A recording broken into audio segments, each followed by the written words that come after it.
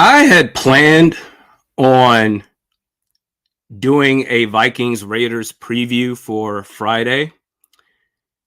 And I kid you not, literally after watching film on the Raiders, after taking down my notes, I get a text from daycare. My two kids are coughing up a storm, pushing fevers. Turns out they both have RSV. So I had to go and get them. I couldn't do the preview then, so I'm going to have to do it now. The Raiders also coming off a bye, much like the Vikings.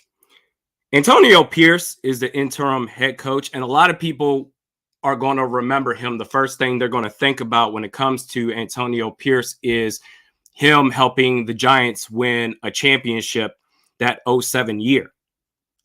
But I remember him starting his career off in Washington. And I tell you what, man, that 1-2 punch, Antonio Pierce and LeVar Arrington, was a serious ass tandem at linebacker. So I didn't even know he was coaching, but when I found out that he was coaching after McDaniels got fired, he's upgraded to interim head coach. I'm like, oh, go ahead, fam, Antonio Pierce. Go ahead, man. Look at you.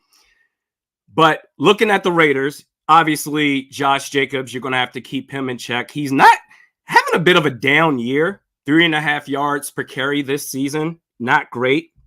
Aiden O'Connell, I know they like him a lot. He had a pretty good preseason. He's literally hit or miss, and there's no in between. On one hand, he will absolutely sling that football on target. And on the other side of the coin, he's throwing passes in the dirt, way off target, out of bounds. So you don't know what you're going to get. I would say the scripted drives, that's where he looks his best, where any quarterback, any competent quarterback, okay, you'll do fine there. But obviously the pass rush has to be effective. Danielle Hunter and, again, DJ Wonnum. Who knows if Marcus Davenport will ever return this season.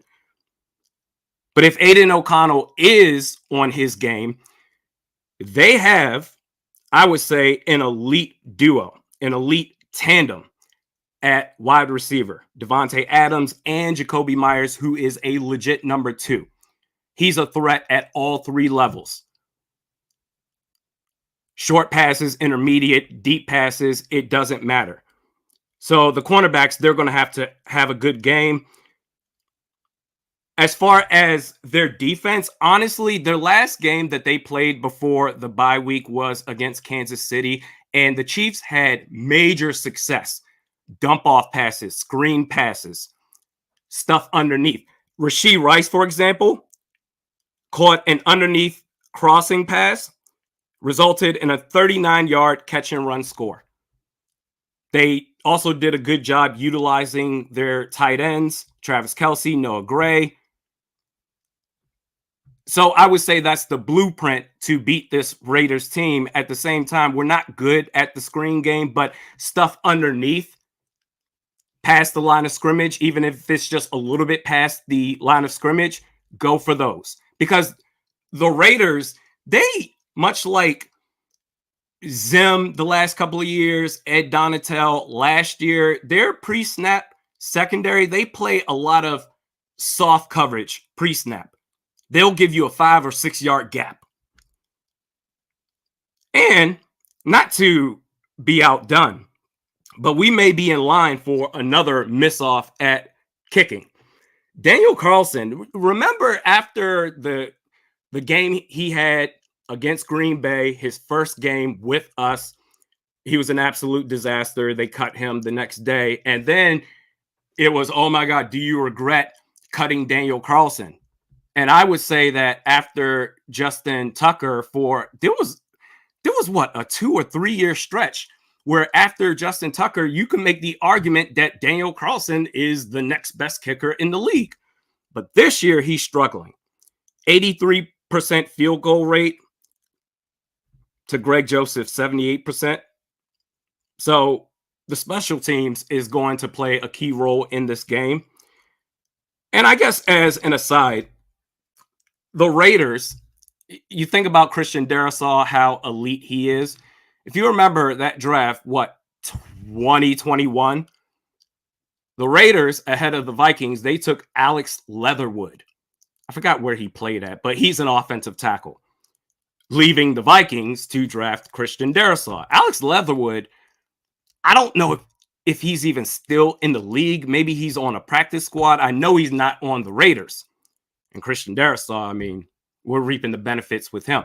But this all comes down to, of course, as always, can you take care of the football, Minnesota? Are you going to run an aggressive offense? If you do both of those things, wow, you win this game by at least 6 points. We'll see what happens, man. Wes Phillips, that dude, I saw a couple of different reports where one hand he blew a .08, someone else reported .10. Either way, it's one of those things where it's like he literally had one too many. It's basically the equivalent of trying to beat a yellow light right before you pass it, it turns red and you still get pulled over. It's just, you just met that minimum. But he's there with the team. Your thoughts?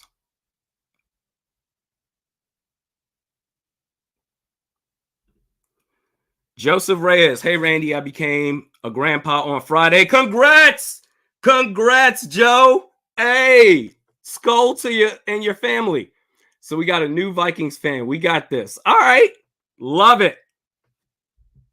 Absolutely love it. Congratulations, man. That's awesome. Beeble says, Wes is innocent. Yeah, man. It's one of those things where he just barely broke the law. Do you let him go? Do you? I don't know. It's at the discretion of the police, obviously. Derek Shepard, this is a gut check game. Playoff position on the line. The Lions are trending downwards. We can creep up to 2 or 3 seed. Yeah, if you win the division, which last time I checked, Lions, Bears, last time I checked, Justin Fields scored a scrambling touchdown. I think they were up 25-13 by 2 scores. Excuse me. Let me check. See how they're doing. Man, they are really tempting fate. The Detroit Lions are. 28-13, Chicago, with just over 5 minutes left. And Chicago has the ball. They have the ball right now, 1st and 10 at their own 38. So it looks like they're going to get that win. But you got to take care of your own business. It's cool. We look to other teams and see how these teams are doing. All right, Lions, just lose. We need you to lose. All right, Packers, we need you to lose to not threaten us for that 6th spot. But that's gravy on top. Handle business and let the rest play out as it does.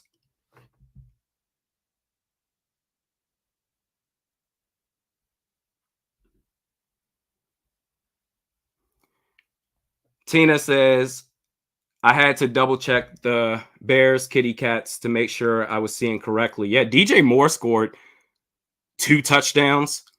Jared Goff I know he threw at least 1 pick, may have thrown 2, but they're struggling out there. They are, and it looks like they're going to lose today. But handle business, man. But yeah, Antonio Pierce, man, him being a coach, it's like one of those nostalgia things. You remember where you were, certain songs that you hear the first time you heard it, you're thinking, oh, I was there. Same thing with players. Antonio Pierce, him and LeVar Arrington, beasting in Washington. Mike Sports Vibe says, this is a must win. I would agree. Let's look at the standings right now. Standings in the conference. Yeah. You've got the Rams. Did they beat the Ravens? Or that's still going on right now? Because they're 6-6. Oh, they're not 6-6. They're 4-6. What is happening?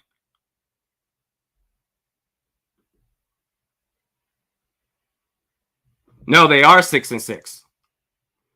They're down 22-23 to Baltimore. 6 minutes left, just under in the game. They're in it. Packers are in it. Although they play later tonight. Handle business if you're the Vikings. That way you don't got to worry about everybody else. As Skull Diesel says it, yeah, I mean, it's basic football. Ball security is key for us to get the W in Vegas. Absolutely. Speaking of Vegas, it's like, bro, Wes Phillips. Like, I get it. It's a ticky-tack thing to be basically at the legal limit and you still get arrested for it. But it's like, what are you, pre-gaming for Vegas? You're about to be right there. Just go there.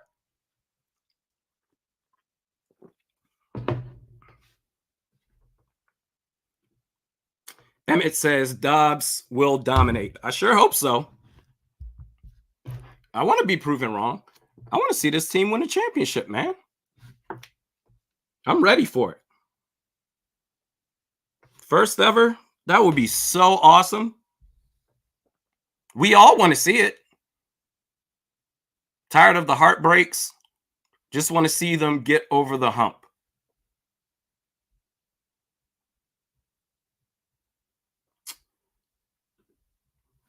Coburg says Wes Phillips is all of us drinking the pain away.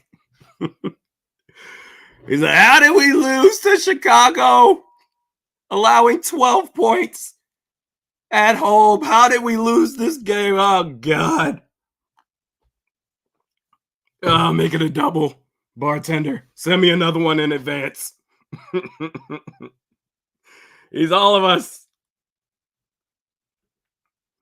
Jacob says starting Ty Chandler today. Let's hope KOC actually feeds him. Are you saying you're starting him like in your fantasy league? Because they're certainly not starting him in the game. But yeah, let's hope he gets some reps. Here's hoping. Actually, I did see that. Let me bring it up. I don't want to just talk off of memories. But I saw the injury report. I know Ed Ingram is out. Let me see if there's anybody else of significance that's going to be inactive today. Jaron Hall, he's the third emergency quarterback. Lewis Seen, he's inactive. Nick Muse, inactive. Yeah, so it's the only significant name there that's out is Ed Ingram. My assumption is Blake Brandel is going to start in place of him today at right guard. How that plays into the Raiders' usage of Max Crosby. Does he shift from outside a couple of times from Brian O'Neill to go inside? Something to keep an eye on. Who knew we'd come to a point where Ed Ingram being out is like, oh man, that's bad. What are we gonna do? He's had a good year. I will give him that. Gotta give him credit.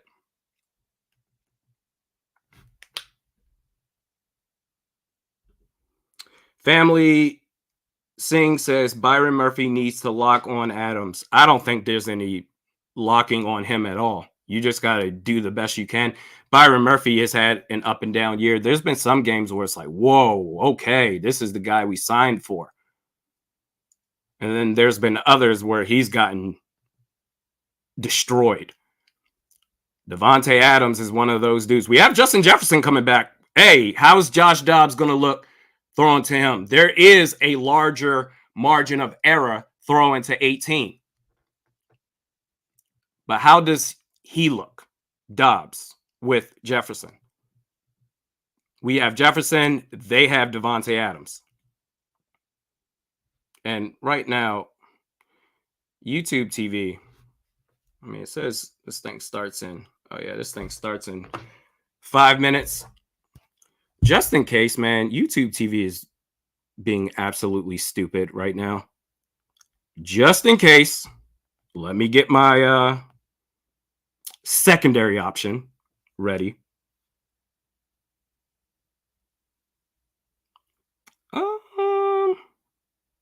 Boom. There we go. That's crazy, man. Spend hundreds of dollars each year. This is like the third or fourth time I've had an issue with YouTube TV. And it's given me one of those situations where it's like, okay, yeah, we'll set the mobile reminder. It's like, nah, fam, I'm ready right now. But just in case, I'm going to go ahead and set up this backup plan. I ain't got time for this. Trying to do the right thing.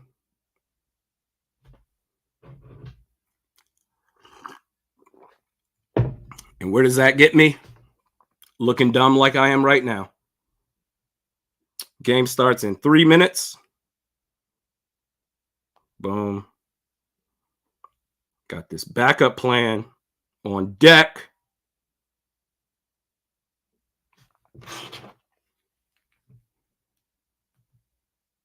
Still, like, what is happening? Please hold. Getting it together, folks.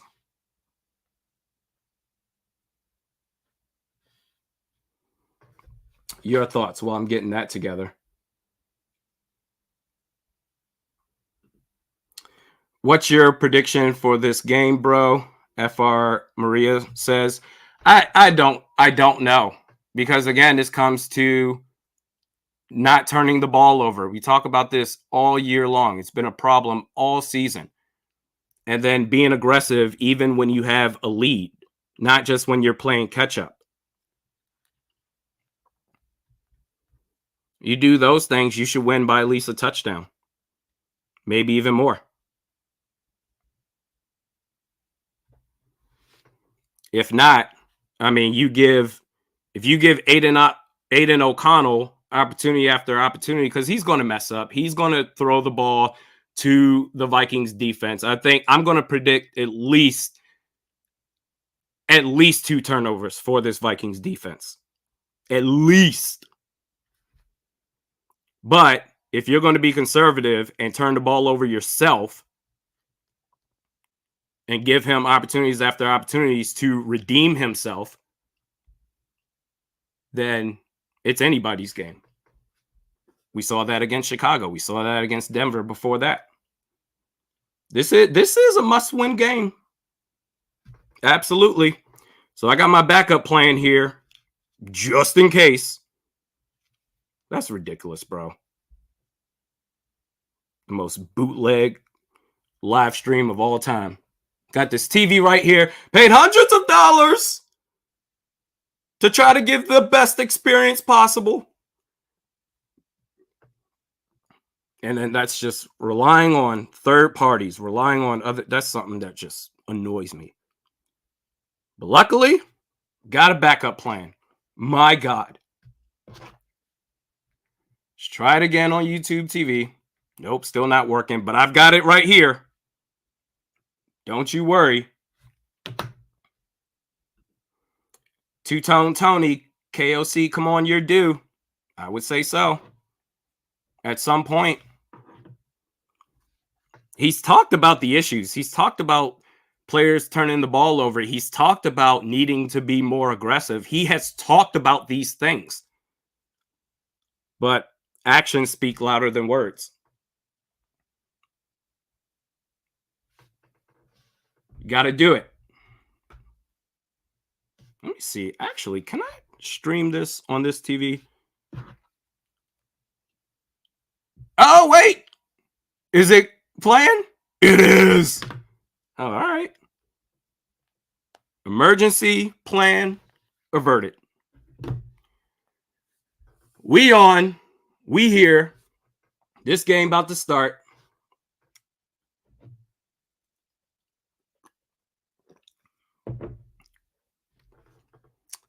Kickoff. The Raiders are going to start with the football. It's funny. Alex Leatherwood and Henry Ruggs. You remember, was it the 2020 draft? I think that draft, Jerry Jeudy was the number one prospect, wide receiver prospect anyway of that class, even with Jefferson there. And the Raiders, they took Henry Ruggs. And obviously the off the field stuff is ridiculous, but the fact that they took him, had a couple of misses in the last couple of drafts.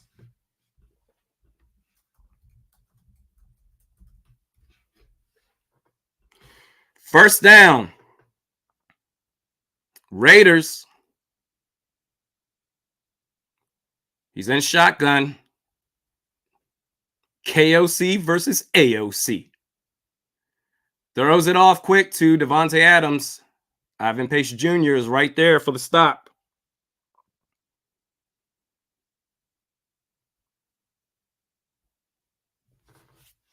Their defense is just, I mean, you should move the ball absolutely today if you're Minnesota. Bottom half defense, soft coverage, pre-snap.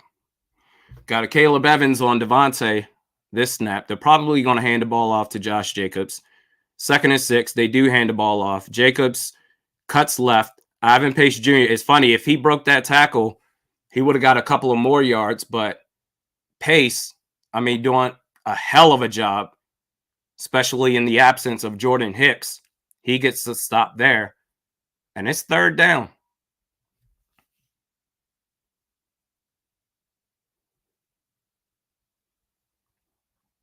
Can you get this stop here? Get a 3 and out. 3rd and 4. You got Pace at the line. Danielle Hunter in the middle. Hitman dropping back. Lots of time. Wow, that pass rush. But Danielle Hunter breaks free just in time, but it doesn't matter. Too much time. He gets the ball off to Josh Jacobs. Wow. That's uncanny. I would not expect that from this defense on 3rd down. I mean, a 3-man rush, but Danielle Hunter, I mean, he couldn't break through.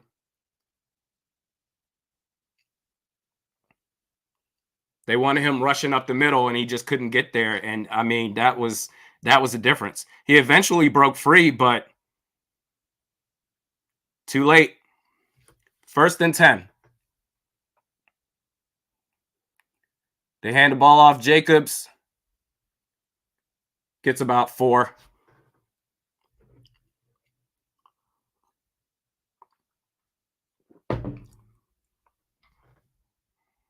Second and 6.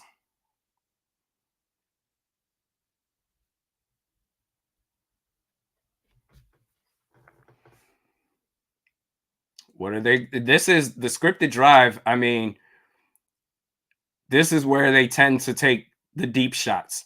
I would expect one of those attempts in this drive. Screen pass to Jacoby Myers. If you remember during the offseason, I was saying too, I'm like, if you're going to prioritize defensive tackle like Javon Dexter or Mozzie Smith, then at wide receiver, if you're going to prioritize defensive tackle in the draft, then wide receiver, free agent, man, go after Jacoby Myers. But he signed a contract that was a little too rich for the Vikings blood. But I'm happy with Jordan Addison, of course. 3rd and 2. Excuse me. They get the ball off. Myers goes out. Oh, he almost got stopped. Broke what? All right, so I think DJ Wonnum almost got him for a loss, but he broke that, ripped the part of his jersey in the process. But it's going to be 4th and 1. Whew. Wonnum was right there. And then went back laterally up the field. 4th and 1. They're going to go for it, I would imagine. 12 seconds on the play clock, though. Are you BSing? You trying to draw an offside? 5 seconds. Are you BSing? 1 second. They get it off. They do the QB sneak, and they get it. 1st down. Okay.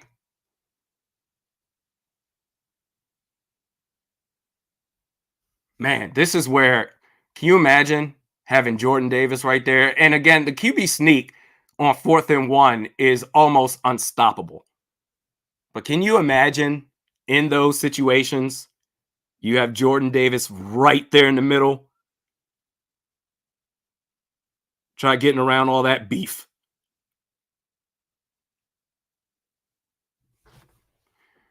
First and 10. They get the ball off with 3 on the play clock. Play action. Throws it. Intermediate. Jacoby Myers. Talked about this, man. Talked about it. If they get consistent quarterback play, the Raiders, this will be one of the best tandems in the league at wide receiver.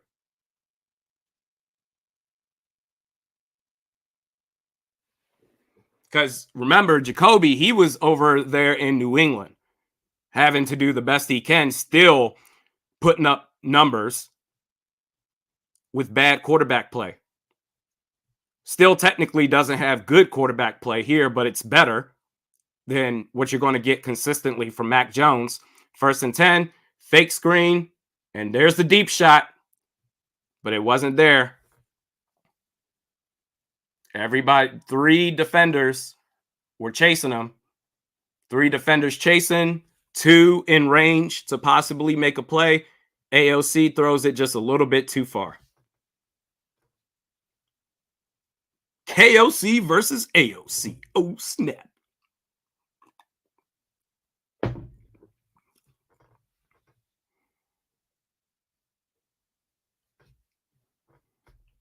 Matt says Aiden missed a touchdown there to Adams, overthrown. Yeah, there was a gap there.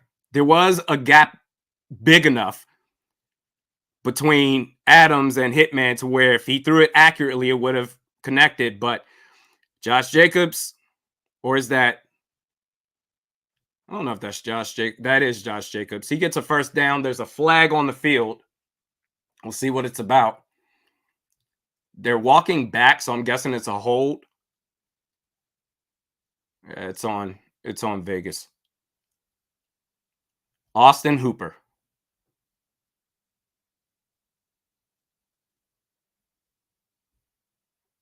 Yeah, they tried to rush Josh Metellus. Got a bit of a jersey. Yeah. Well, yeah, I guess you could say that's a hold. Just barely. But it matches the description. 2nd and 18 after the holding call. He's up. Nope. Yeah, there's the sack. Yep. Indecisive. And that's, I would say, just off of how AOC reacted right there, that's a coverage sack. He was super hesitant. He looked like he knew where he wanted to go, but then changed his mind. And then after that, oh snap, the pressure's in my face. What am I going to do? Panic mode, play is over. And you see it, yeah. Good coverage. Hey, the pass rush can help out the secondary. Secondary can help out the pass rush. Total team effort. 5 seconds on the play clock. 3rd and 23. This should be a dump off to get off the field. It is to Davante Adams. About a 3-yard gain. Davante is pissed. Spikes the ball. I mean, bro, it's 3rd and 23. Like you weren't. What are you upset about? All right. Okay. They're getting off the field.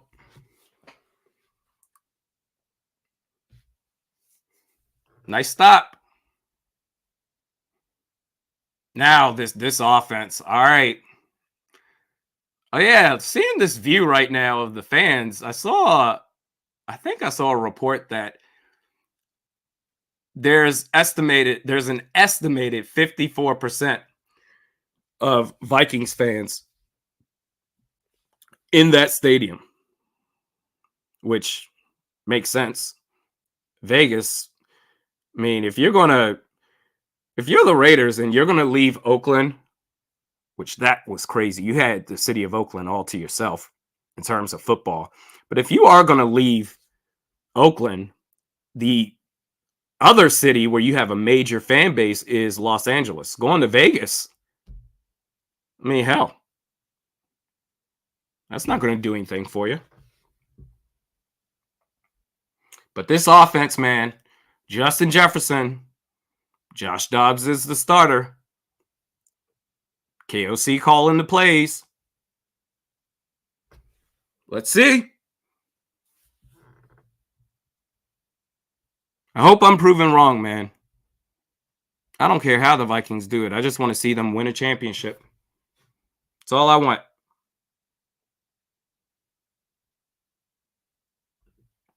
Joe Reyes, my friend, is at this game, and he's a Raiders fan. He said there are more Vikings fans there than Raiders fans. I believe it. I don't think they have that city is not committed. Talking about the residents. They are not committed to the Raiders at all. You're throwing these new teams in there every other couple of years. Next, they're going to have the Athletics. Nah, man. Unless you win it all. Like the Golden Knights, they won the Stanley Cup last year, I think.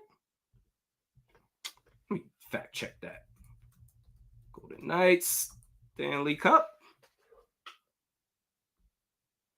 Yeah, they won it last year.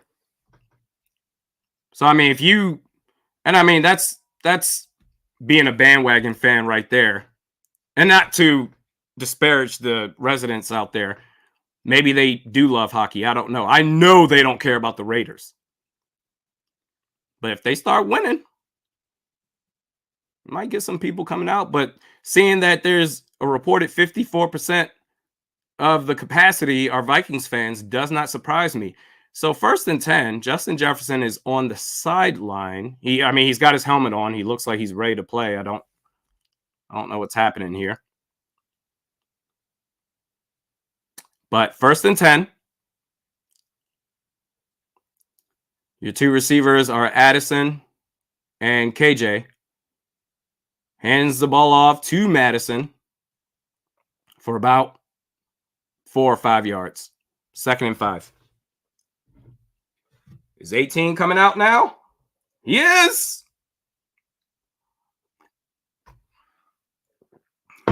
Welcome back. Happy to have you. Good to see you. 2nd and 5. You can probably use him as a decoy right now. Everybody's going to be locked in on him. Snaps the ball and throws it. Nearly picked off. Throws it directly to Jefferson. Nearly picked off. Lucky to live another down. But that was, I think in that situation, I would have used him as a decoy because everybody was expecting for them to go to Justin Jefferson. Where it's like you could just do a pump fake over his way, look the other. But no, they just went directly to him. 3rd and 5. Big down here. Snaps the ball. Pressure. Dobbs. Sacked. Listen, I've been told I'm way too negative.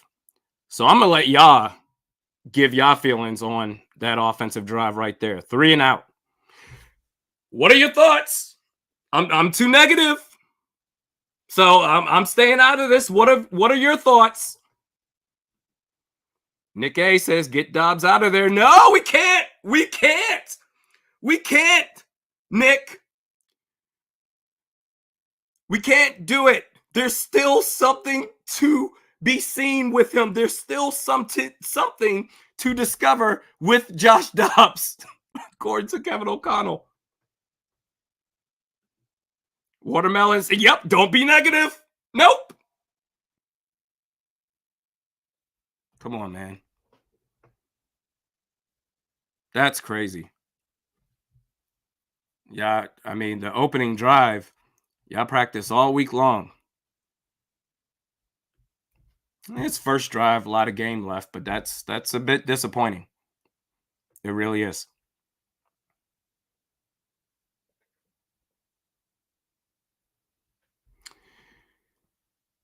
Too evil to hope. That's my Vikings. Von Joyner, 2 weeks off. This is what you do the first drive. Apparently, that second down play is what I have the biggest issue with. It's just there's a lot of football left. Obviously, things can change, but this is what I'm talking about. It doesn't matter how many stops you get on defense. If you keep just giving the ball right back to the opposing team, 3 and out, not taking any time of possession, and you run that type of offensive drive, 3 and out, that second down play where you should have started Jefferson first of all, just to say, hey, he's here. But to have him sit on the sidelines and then say, oh, we're going to bring him back and then automatically throw it to him. And quite honestly, if you're going to throw it to him, it needs to be quick. Dobbs, it felt like that was a long windup of a play. And it could have got picked off. And then you get sacked on third down. That's tough, man.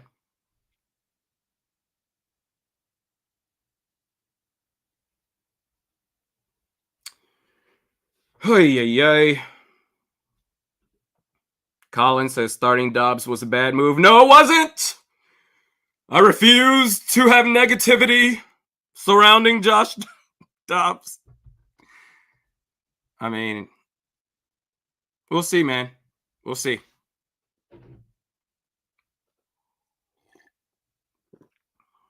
He is who he is, man.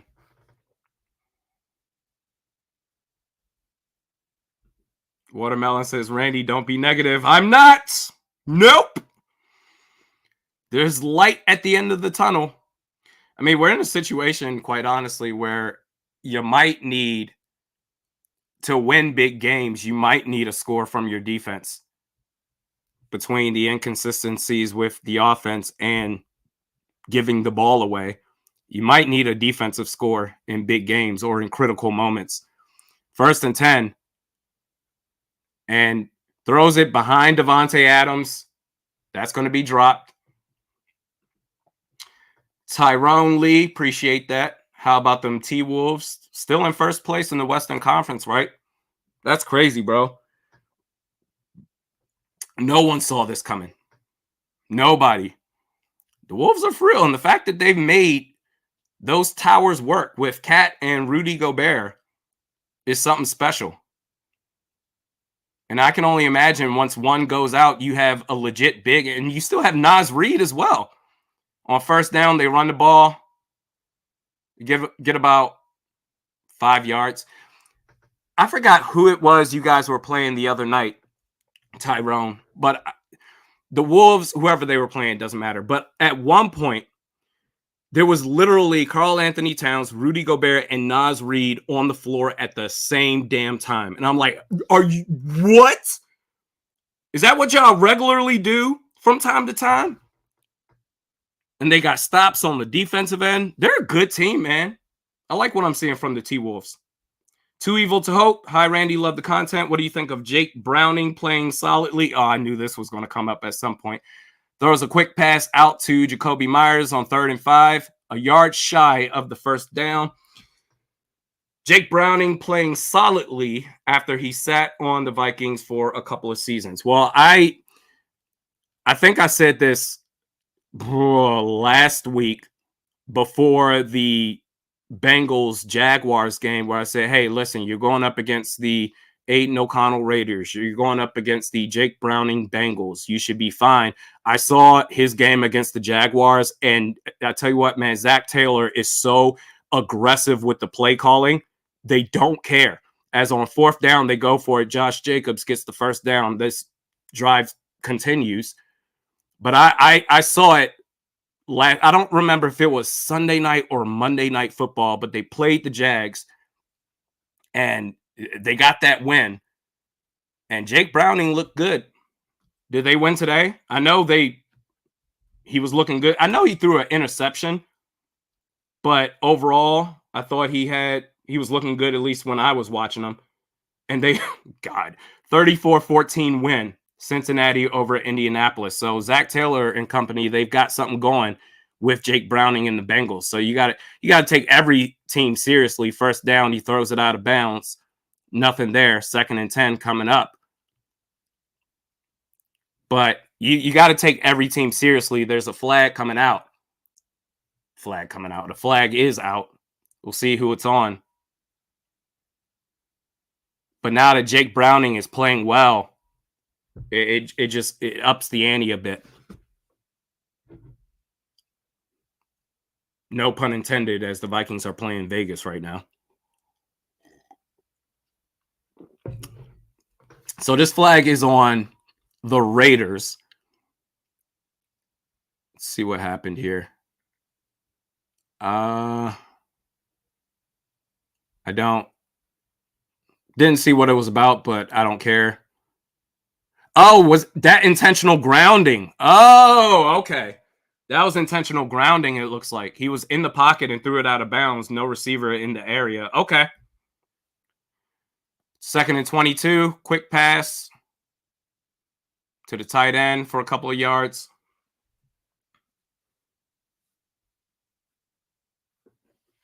It's going to be 3rd and long. 3rd and very long. Yeah, the Wolves looking nice, man. I think my Dallas Mavericks, we play you guys in the next game or two. And I'm a little bit nervous, not going to lie. We got one big, Derek Lively, who can play. But he's our only good big. We have Rashawn Holmes as well. He's all right. But no, that Wolves team, that 3-headed monster they have with their bigs is something special. And then Ant Edwards, obviously, he's a beast.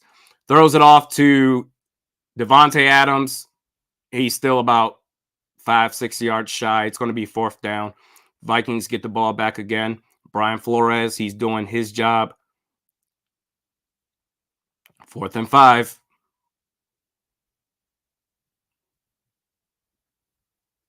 Speaking of Flores, too, I know that the last game,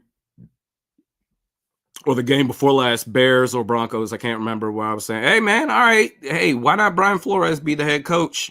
I mean, he's the one that's meeting/exceeding expectations. Ball will be spotted at about the 15 for Minnesota when they get back on the field after this commercial break. But yeah, I'll say, hey, Brian Flores. I know this would never happen. They're dedicated. They're really invested. The Wolf brothers are in KOC.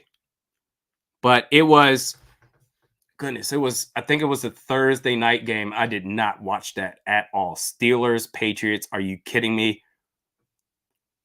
But earlier that day, Austin Jackson, the right tackle of the Miami Dolphins, got a contract extension, and Tua got up on the podium and was saying, I'm just so proud of him and all that he's had to overcome, the things that we were told, we as in Austin and me, Tua, were told in team meetings, things that we weren't just being beat down. I'm paraphrasing here. I'm just like, man, team meetings. You were told to in team meetings. It sounds like he's talking about Brian Flores. I was like, I don't know. But that Thursday night game, Ryan Fitzpatrick, he's part of the coverage crew for Amazon Prime. And he said that, Brian Flores ruined him. And look what Mike McDaniels is doing with the Dolphins now. It's night and day.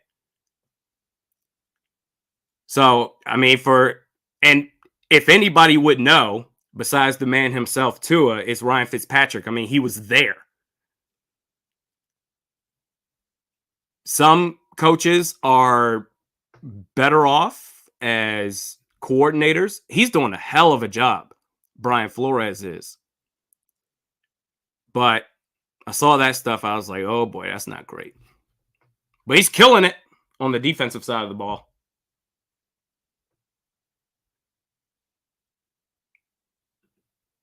Joey says, KOC has said the same crap all season about learning from mistakes and game planning better. It never happens. That's super fair. That is, I mean, That's spot on. He's great at talking, man. He's excellent at talking and pointing out exactly what needs to be done.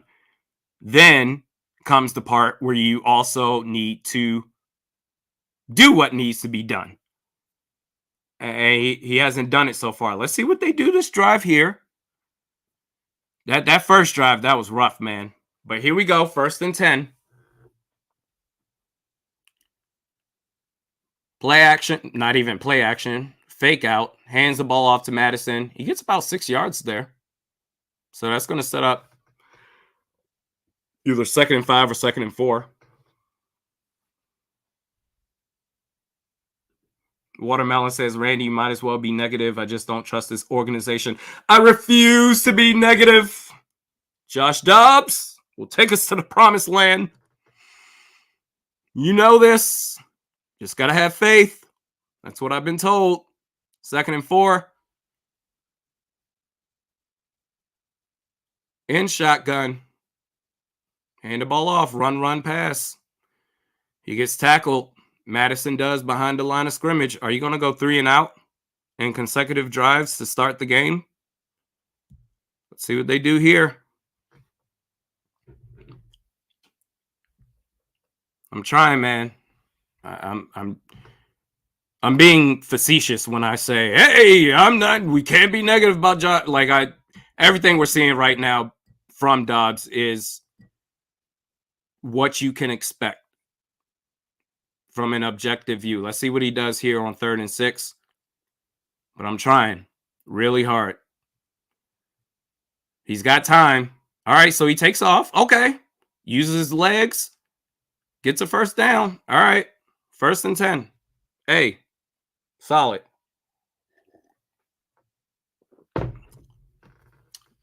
Try not to make it so hard on yourself that you need an emergency play like this where, hey, that's a good run. You got the 1st down. But treat 1st and 2nd downs as your money downs. So that way you get a super manageable 3rd down opportunity. 1st down, to hand the ball off to Madison. Hey, bowling ball. Looking like Tiki Barber right there. All right. That's a 1st down. He gets about 12 or 13 on that rush attempt.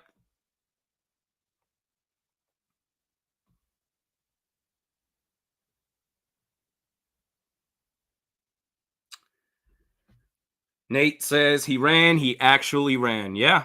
He had good protection, recognized the pressure, got out left, and said, screw it. He had open field to himself. Take it.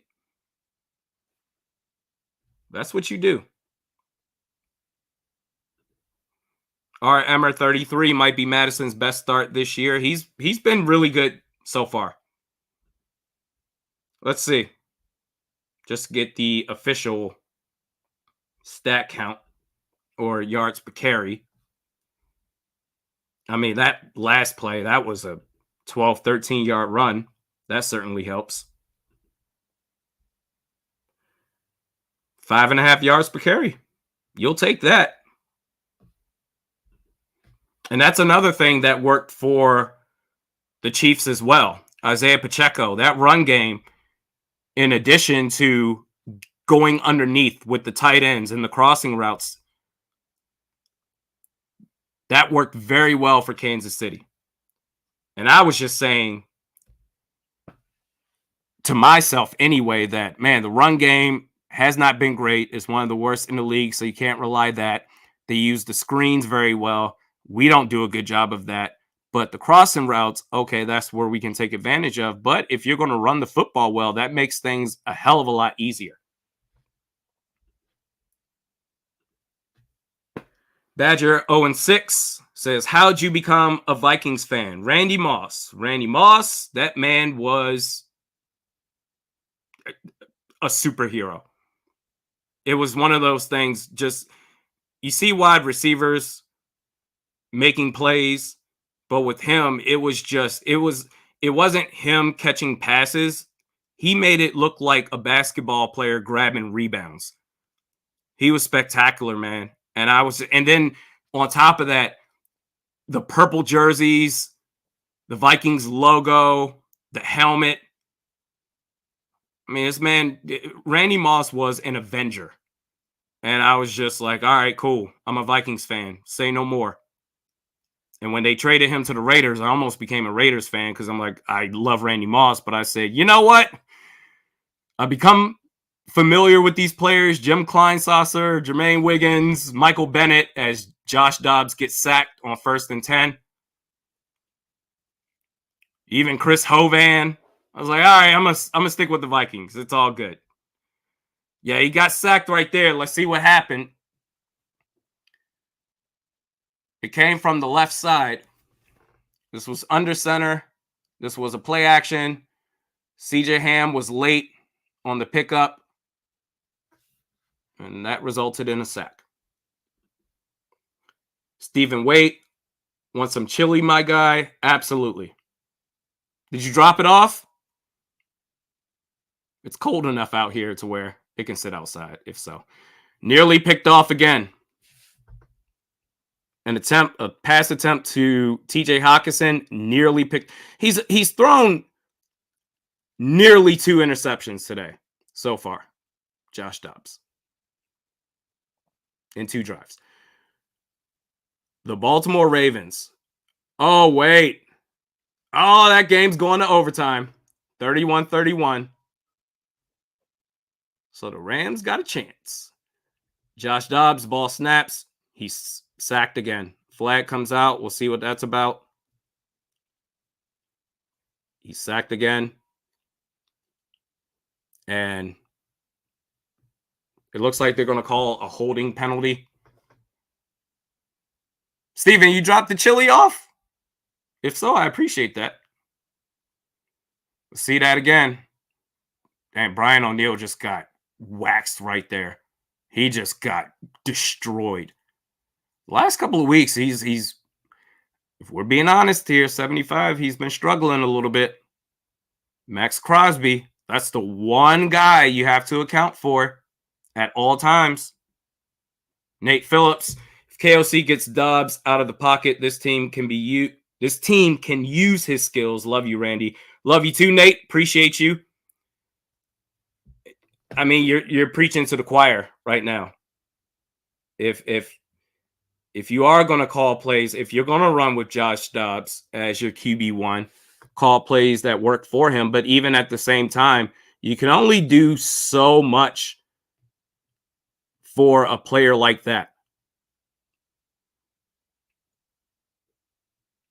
What we're seeing so far from Dobbs is exactly what, let's be real here.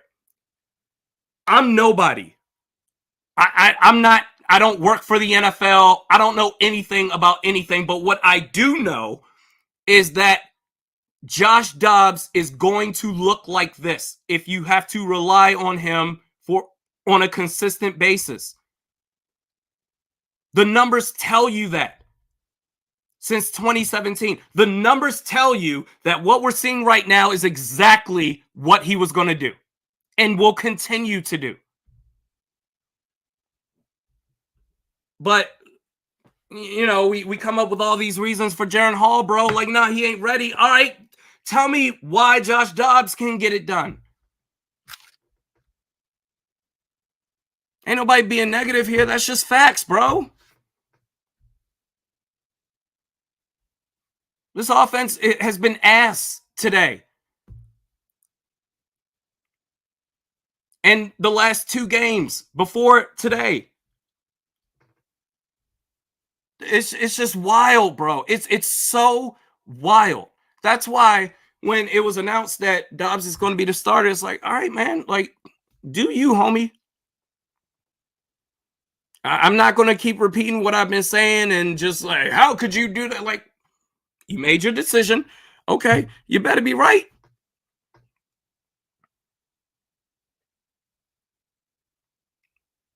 It's, to a lesser degree, it's Sean Mannion all over again. Obviously, Dobbs is way better than Mannion will ever be. But when everybody was saying Slaughter ain't it, but could never say anything about why Sean Mannion is it, I was like, all right, cool, fine. So when he finally got that start against Green Bay, what happened? We know. All right. Dobbs is the guy. Cool. This offense, what excuses are we going to give? Come on, bro.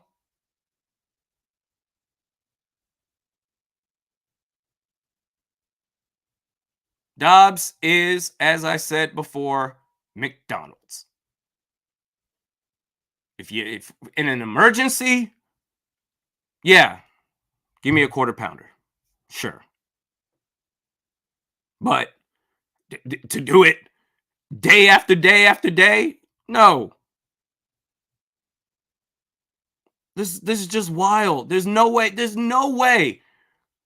that anybody on that sideline can sit there and just be like, oh my gosh, this isn't working. Jiminy Jillikers, gosh golly, this is just ridiculous, don't you know? I never saw this coming. How did you not see this coming? 1st and 10.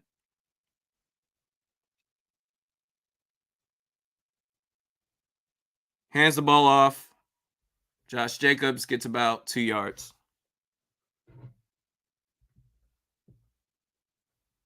All right. It's like trying to drive on a car with a flat tire. What? I can't believe this is not working right now. Hands the ball off again to Jacobs for about 3.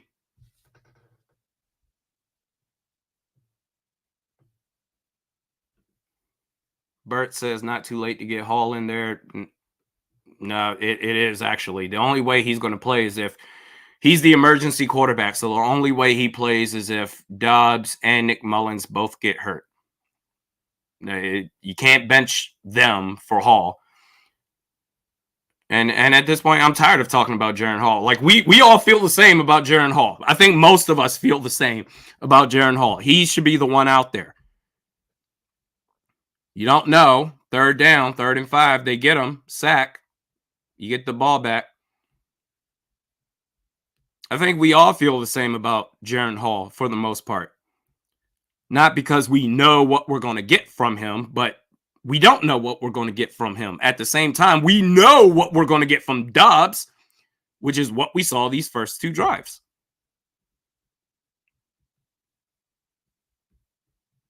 No production, nearly 2 turnovers. Okay. They punt the ball. That looked like it looked bad when it left his foot, but hey, it worked out for them. Brandon Powell gets tackled at the 20. Good punt for them.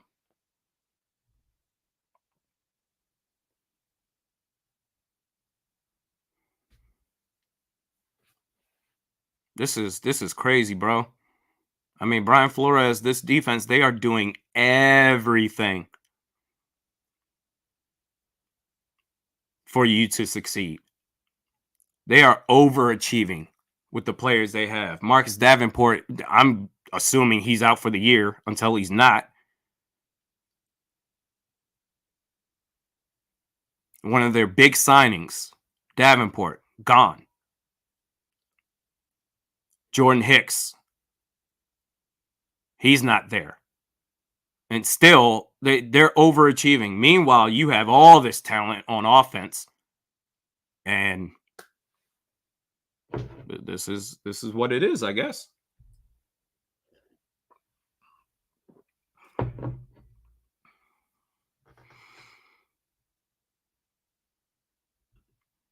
Earl, just think we probably only have to score 1 touchdown to win this game.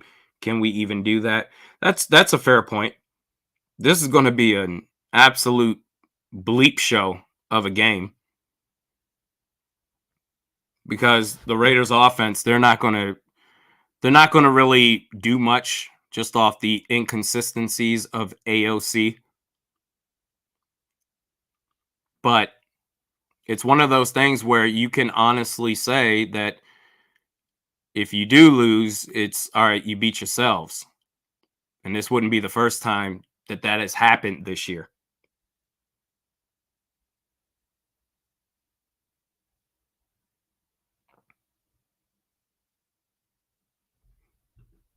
Mark says, and I thought they might have a shot at a comfortable win today. What?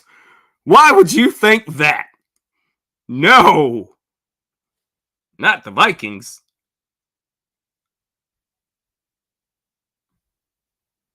No, every game is going to be a nail biter.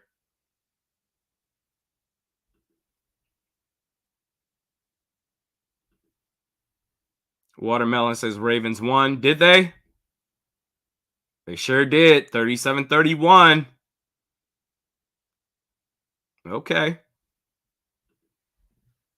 Now you just got to take care of business if you're the Vikings.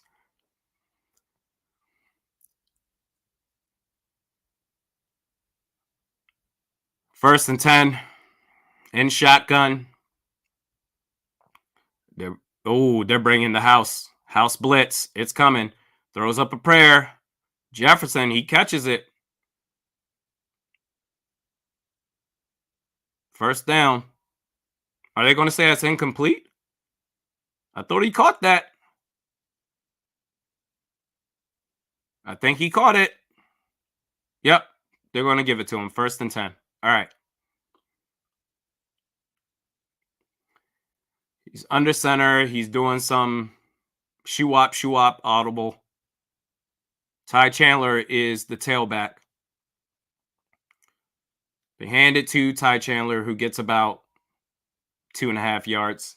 They're going to give him 2 right there.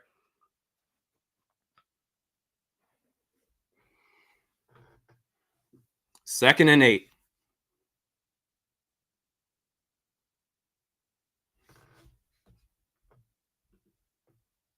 And that was Dobbs' first completion to Jefferson a couple of plays ago. First completion of the day. Second and 8. Hands the ball off to Chandler. Gets about 4. So that's going to set up, third and mid, third and manageable, third and 4.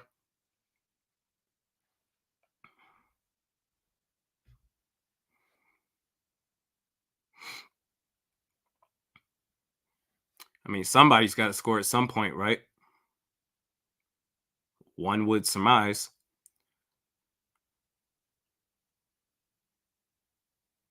You had an empty set, but you bring Ty Chandler back as the halfback. I respect it. Have him pick up a blitz. Nope, they're going to have him run out. And wow, Jefferson, he took a shot to the ribs right there. And he got up, bro. That's a tough ass play.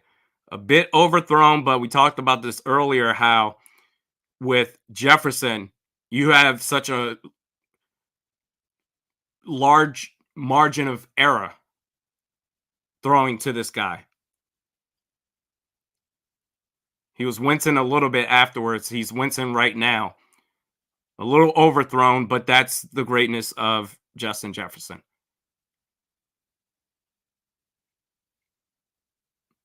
Nice to see that nothing's changed since his injury so far. As they hand the ball off to Ty Chandler, gets about 5 yards. Going to set up second and mid. Did the Ravens really win off a punt return? That's crazy. Oh my God. Oh, that's nuts.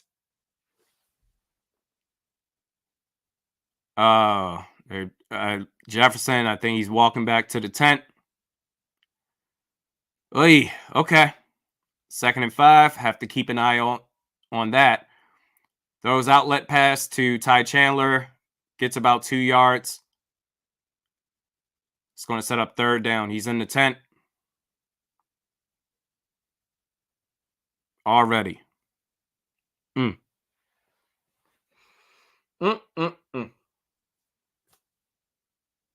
Okay. 3rd and 4. Wow. Yeah, he took a shot to the ribs. I mean, the man just got back after missing 7 games. Come on, man. 3rd and 4. Get the ball off with about a second left. He was going to go to Ty Chandler, but he tucked it back. And he's short about 2 yards of the first down marker.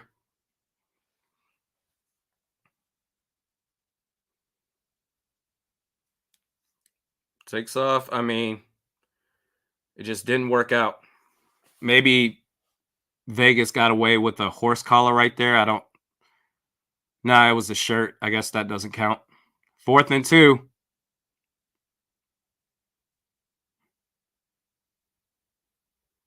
Jefferson, now he's walking back. It seems like he's walking back to the locker room. My God, man. 1 second. Gets the ball off. They're going for it. 4th down. Run for it. Hey, okay. All right. Throws it to KJ Osborne. That's going to be a 1st down. My man Jefferson just got back. And now he's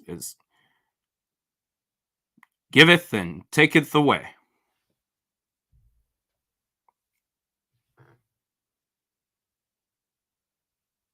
That's tough. But you got the 1st down. Jefferson is indeed heading back to the locker room. You have got to be kidding me. On one hand, yes, that is the greatness of Justin Jefferson. You can overthrow the ball and he will still make plays. At the same time, you don't need to overthrow the ball to anybody, because the higher you have to throw up to a player, the higher they have to go up, the higher they have to stretch their arms out, exposing their bodies, and then bam, right in the ribs. Didn't have to do that, but he did it because Josh Dobbs, as Max Crosby is down, Josh Dobbs is accuracy is not his strong suit. This is crazy, man. But I refuse to be negative. Josh Dobbs, he's clearly the guy.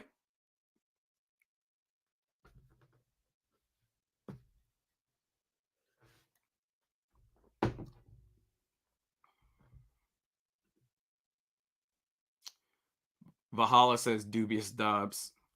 Kevin says, what is with this offensive line? Who, the Vikings?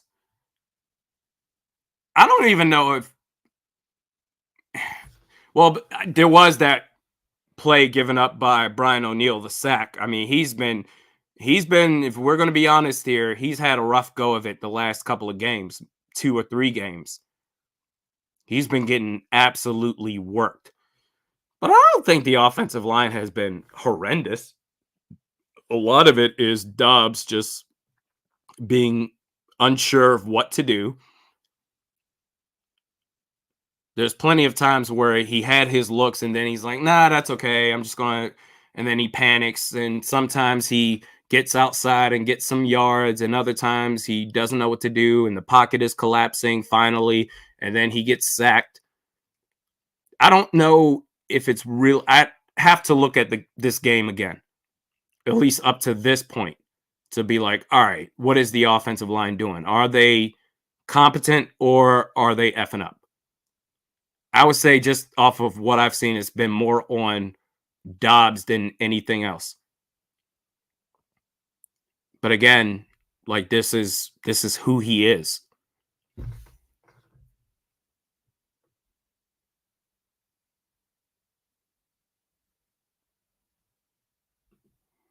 Castle says was not a dirty hit. It's football.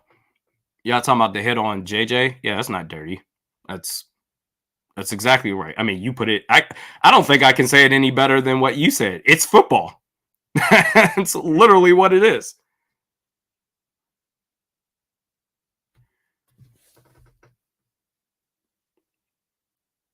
And Crosby, that injury seemingly came.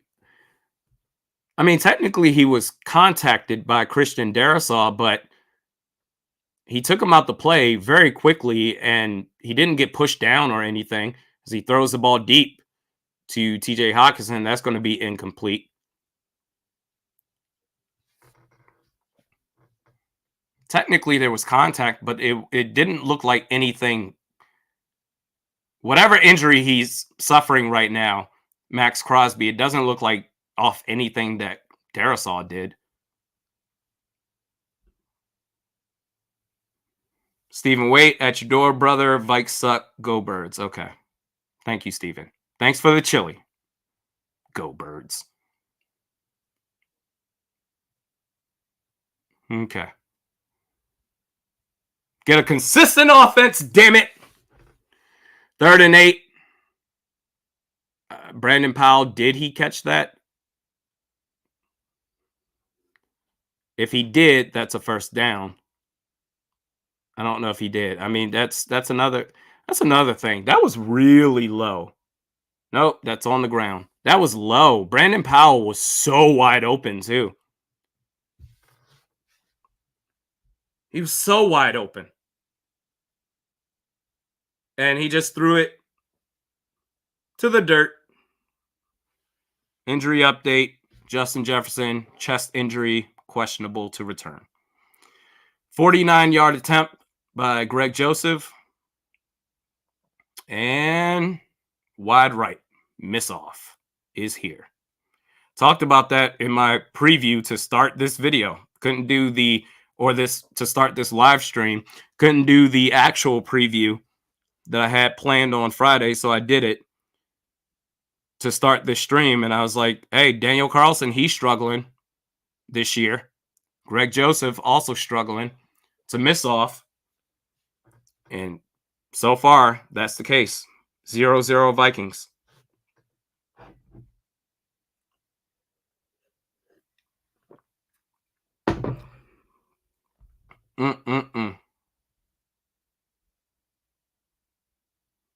Mark says Greg is trash. Hey, tweet Declan Goff, man. Tweet him. Say Randy sent you. Saying, what's up with your boy? What is up with your boy, Greg Joseph?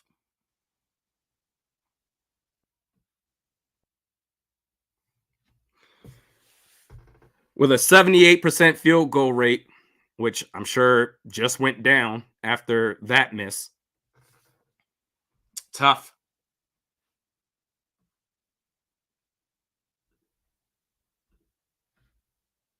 You're not relevant. I'm going to guess from what I'm seeing is that we're doing so bad right now. Laughing my ass off. God damn. It's bad. It's really bad.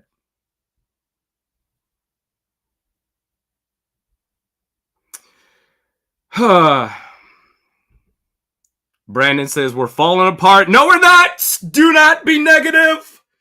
Josh Dobbs will figure it out and save us all, because Jaron Hall could not do any better than what we're seeing right now, is what KOC told all of us. No negativity.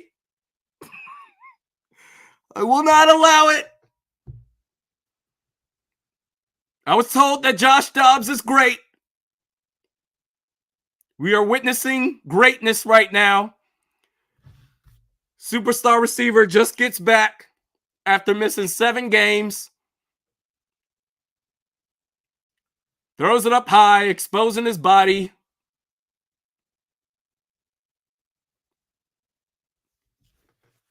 Taking a torpedo shot to his ribs.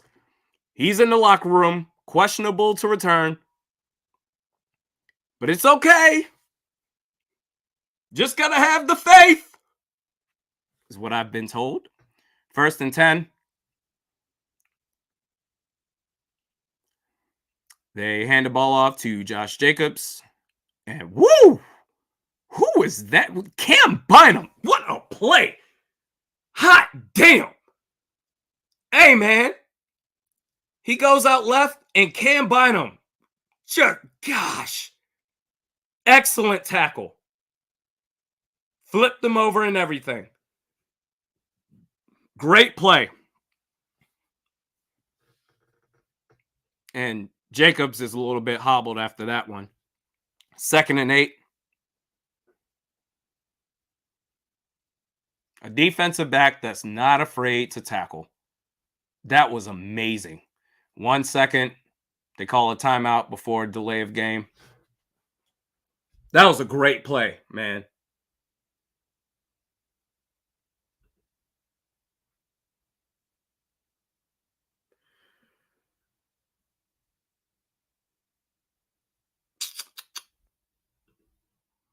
Matt says the only issue with this team is Dobbs. Him, play calling by the head coach on the offensive side of the ball, personnel usage, I would say, it's not even Dobbs. Like, we can crush him all we want to, but it's not his fault that he's being put in this situation when he clearly should not. I would say the only issue with this team is the head coach, if we're being real. 2nd and 8. Throws it out to Davante. Gets about 2 yards shy of the first down marker. Haas says bench Dobbs and get Mullins in. Trust me when I say you do not want to do that. You bring in Nick Mullins, it's curtains. I mean, Dobbs, for all we say about him, he's going to have his issues and mess up, but at least it's going to be more entertaining, I guess. Nick Mullins, it's going to be even more frustrating than what we're seeing right now. It should be Jaron Hall, but I was told that I'm an idiot. So we got the best case situation, 3rd and 1. They throw it to Hunter Renfrow. That's going to be incomplete. Let's see. I mean, I wouldn't be surprised if they go for it here. Ball is close to midfield. I wouldn't be surprised if they go for it.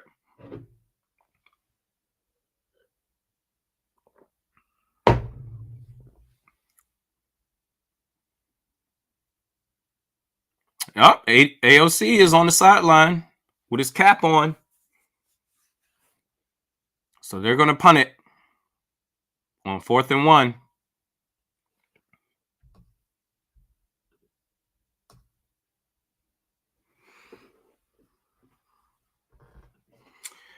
Shuby says they're going to pay Cousins the entire state of Minnesota. Yeah, they might. Who knows? Anything's possible. I wouldn't be surprised if they do re-sign Cousins, because it would be too difficult for the head coach to say to Cousins, hey, man, hey, we're going to move on. Wouldn't be surprised. Tommy, with the super chat, says nothing. I appreciate you, Tommy. And everybody in this live stream, man. Laura Lee says Wes Phillips is still hungover. He doesn't call the plays. In fact, if he's drunk, it doesn't matter because he doesn't call plays. It's like, what the hell am I doing here? Let me get drunk. All I got to do is sit there. KOC's doing all the work. All I got to do is be like, good job. Hey, you did it. You can be as drunk as you want to be.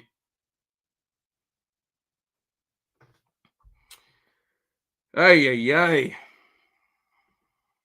Alexander Lawrence says, what about Sean Mannion? Sean Mannion got signed to Seattle's practice squad.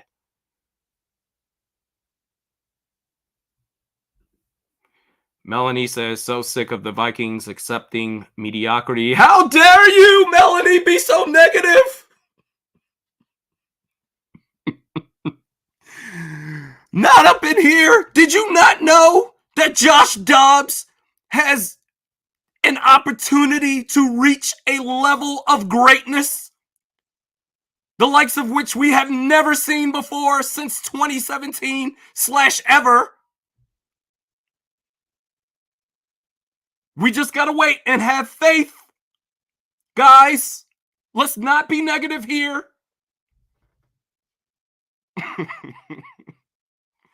I'm with you, though, Melanie. I am.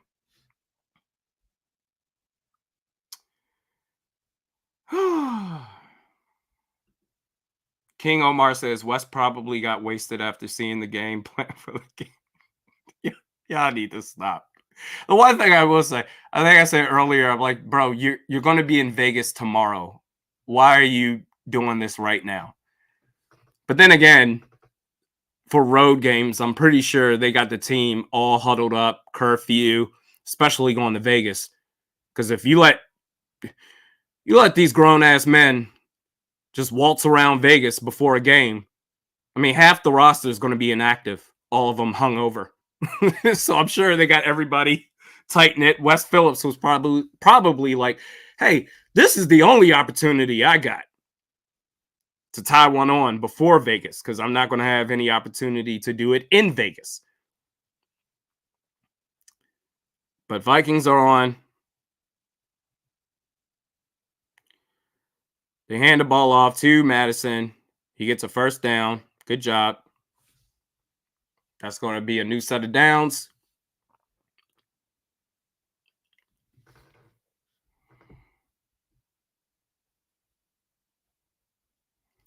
First and 10. 3 minutes left in the half, man. Goodness gracious, this half has been ass.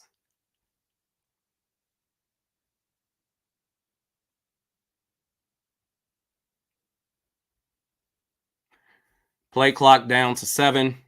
First and 10. Play action.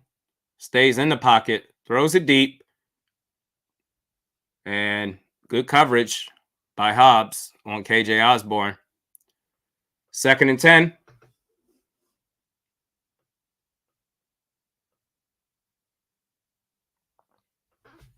Max Crosby is back out there. I know injuries are part of the game, but when players can return after looking like they're dealing with something, I'm like, good for you, bro. This is their livelihood. Love it. Second and 10.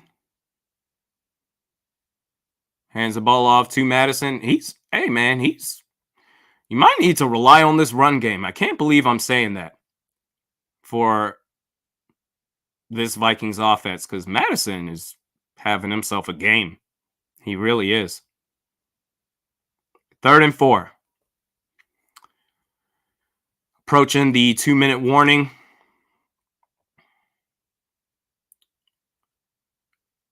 8 seconds left before the 2-minute warning. I think they're just going to, Josh Dobbs is just doing all this movement and whatever. Looks like a timeout is called by Vegas. Okay. Yeah, because they were just going to run that clock down to the 2-minute warning. But they're saying, Vegas, you're going to run a play. You're going to run a play. And if you get it, fine. You get the first down, fine. 2-minute warning. If you don't, if it's incomplete, stops the clock, and you got to punt the ball off before the 2-minute warning. That's what they're saying.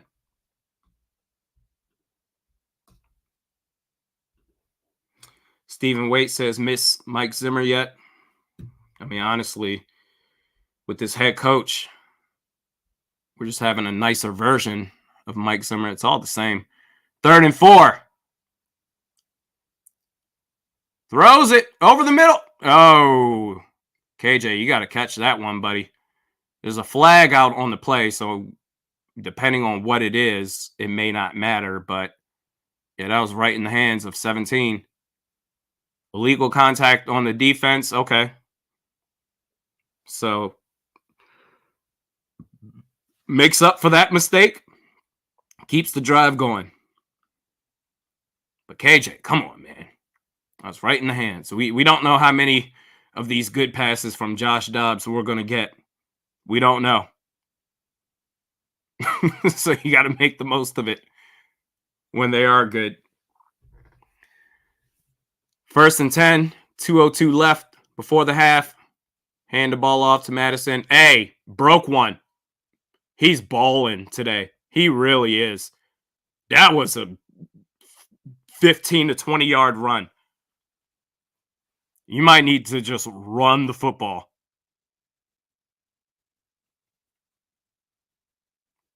Until the run game regresses back to the means. But right now it's not. So take advantage while you can. Ride the hot hand.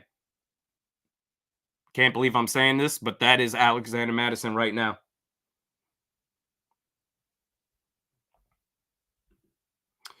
Castle says this is one giant fart of a game. Yeah, I don't blame you for feeling that way.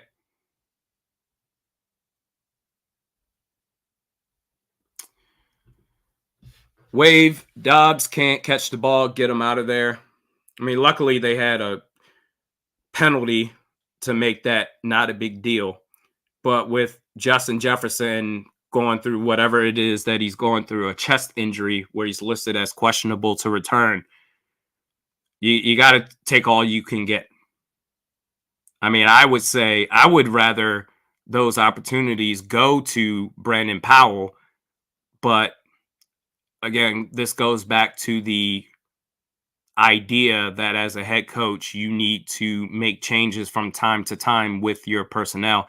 And KOC has demonstrated that he will not do that at the expense of the team and their success. He won't do it. So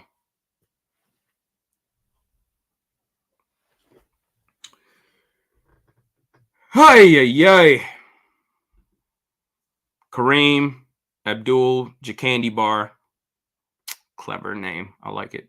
Just keep running the ball. Every time Dobbs throws the ball, I clench my butt cheeks. Oh no! Oh. Stubby says, is it going to be even worse than the Patriots game? Maybe. It's trending that way. The Raiders offense, they're not a consistent group. They're going to struggle. Obviously, it's a 0-0 game. We're almost at halftime. I can't believe I have not updated the score once. But past the 2-minute warning, 1st and 10.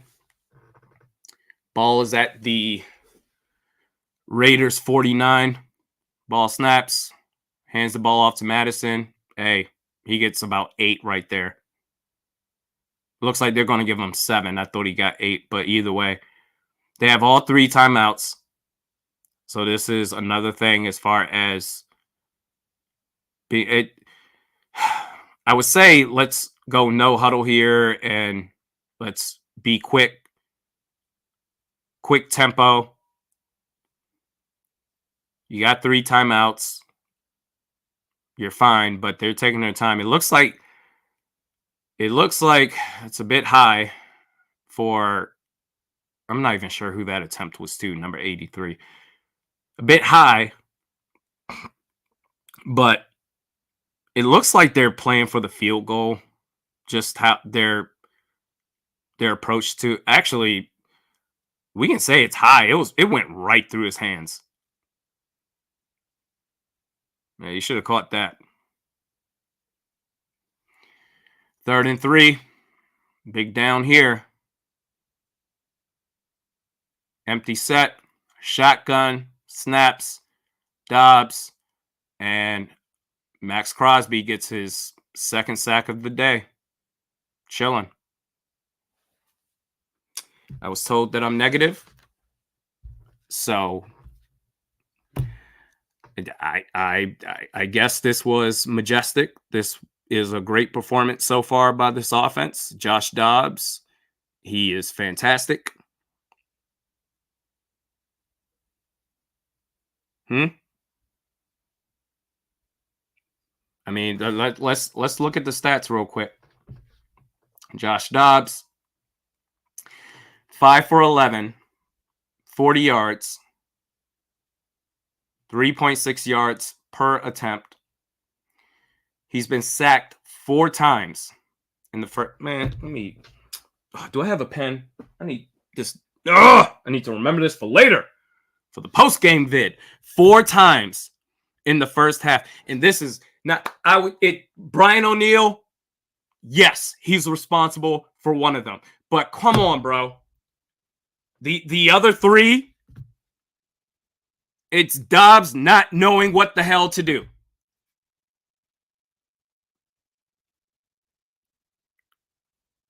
That's what it is. That's the bottom line. All this PBS crap of and Brian O'Neill is down. That's great. That's just great. Brian O'Neill is down. Justin Jefferson is in the locker room. Everything's going great.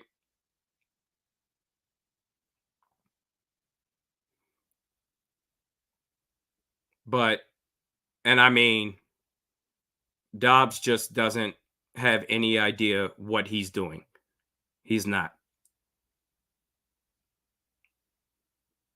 All this Sesame Street talk about how you work together, KOC and Dobbs. We looked at film together. We took notes. We held hands. We sung Kumbaya.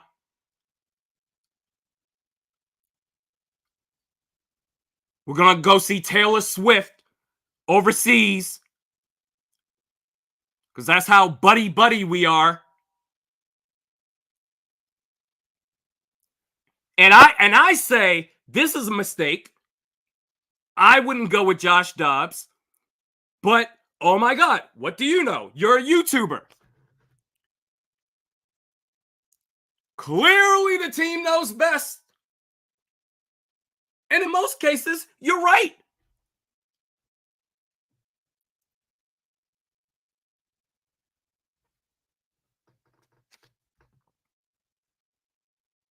But this is just, it never ceases to amaze me how we try to spin narratives that even though this man has bounced around the league forever, because he's wearing a Vikings jersey, it's going to be different this time. It is. Every time he scores, he gives the ball away to the other team. If it's not that, he's inaccurate. If it's not that, he's getting players hurt. What more do you need to see, bro? But we're not going to be negative. No, we're not. This is great football. It's great. It's all part of the master plan. This is a trap to make the Raiders feel like they have a chance. That's what this is. All right, fam. 1st and 10. AOC, ball snaps. Oh, they almost get to him. And he throws it out of bounds. Nothing there.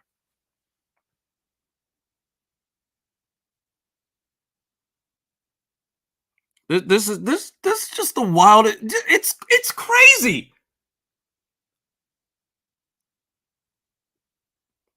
Hey, a Honda Accord. It's a good car as long as you take care of it.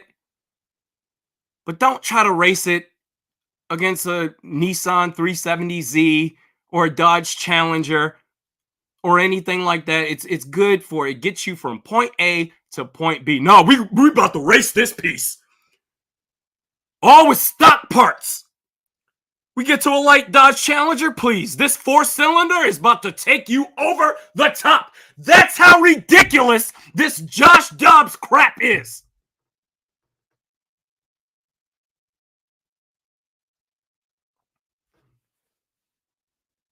First and 10.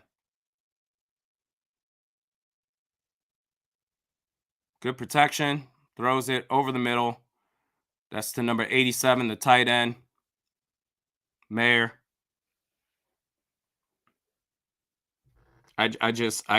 This is crazy, but we're not going to be negative. Nope. It's positive. Hunter Renfrow, that's incomplete. 7 seconds left. I mean, Greg Joseph with a missed field goal. Everything's peachy.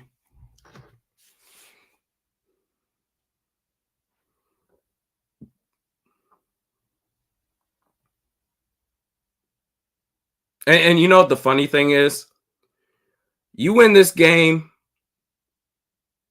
let's say 3-0 Vikings, and you better just talk about three. You won the game. That's all that matters. A win is a win is a win. Who cares how they got it? There's nothing to be concerned about when it comes to Josh Dobbs in this tight-ass race in the NFC for seeding. 3-0 win. Hey, at least they won.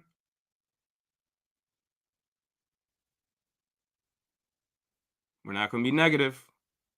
We're not going to be negative. Nope. It's halftime. Not up on this channel. Great game so far by the Vikings. Things just have not fallen your way, and that's okay. Just have faith. Negativity will not be tolerated.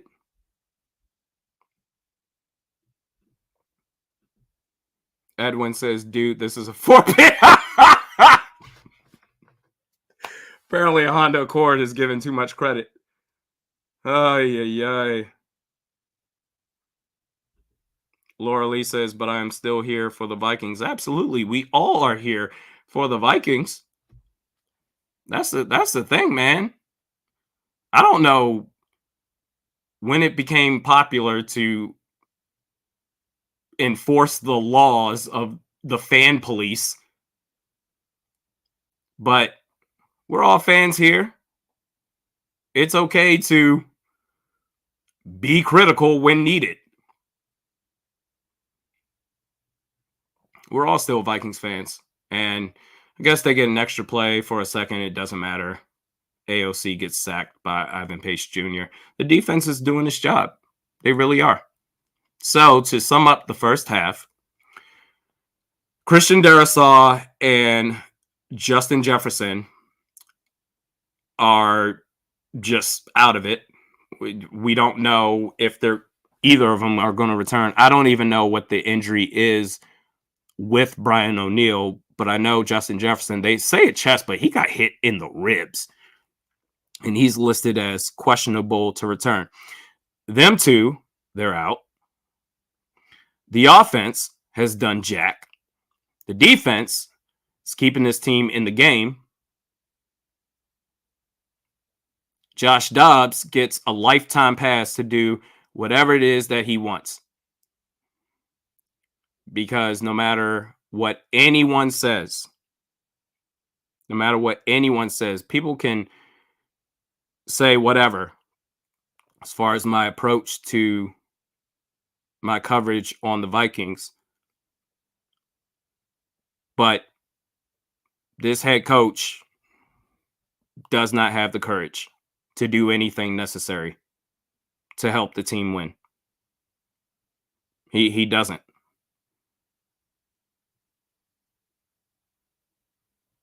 I mean, at a certain point, you would have to think only because he's your backup quarterback in this game and presumably the rest of the season that you have to think at some point you should consider putting Nick Mullins in, but he's not going to do that. He won't. Dobbs could throw 12 interceptions. He could throw 12 pick sixes in a game, and he still won't bench him because that's too hard.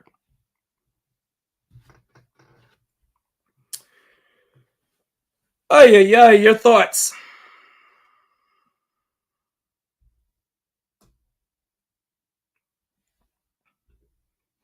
Pointless rhetoric, feed Madison, I guess. Yeah, man, the run game has really been there today. Madison, 9 carries, 60 yards. He's balling. Almost 7 yards a carry. He's doing his thing. Josh Dobbs, 5 for 11, 40 yards, 4 sacks, nearly 2 interceptions.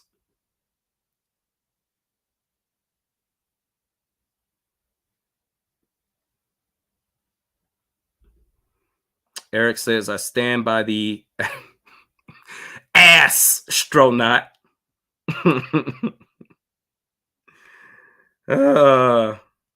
Castle says, put Mullins in. It could not be much worse. I mean, at this point, I don't even care. Yeah, go for it. You got to do something to shake it up.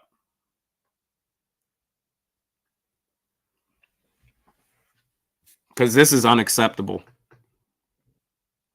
But we will not take negativity here. No, this is a positive zone. Talk about the Vikings.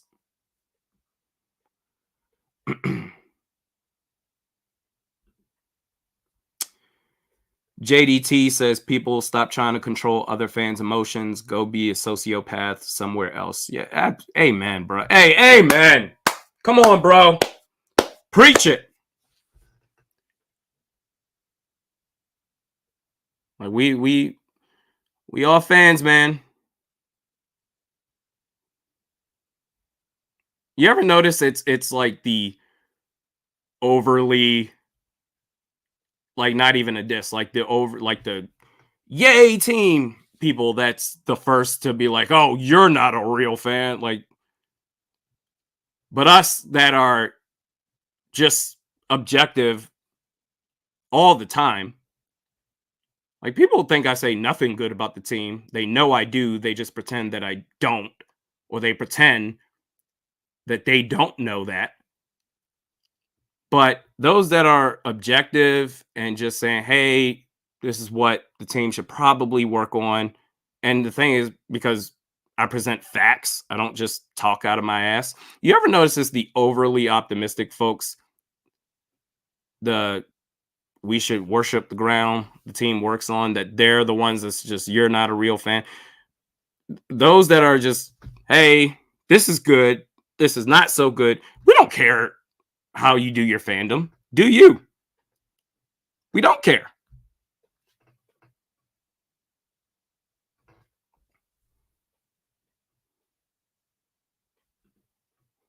Unknown says, Randy, can you say hi to the Vasquez family? Who's the Vasquez family? Hi, Vasquez family.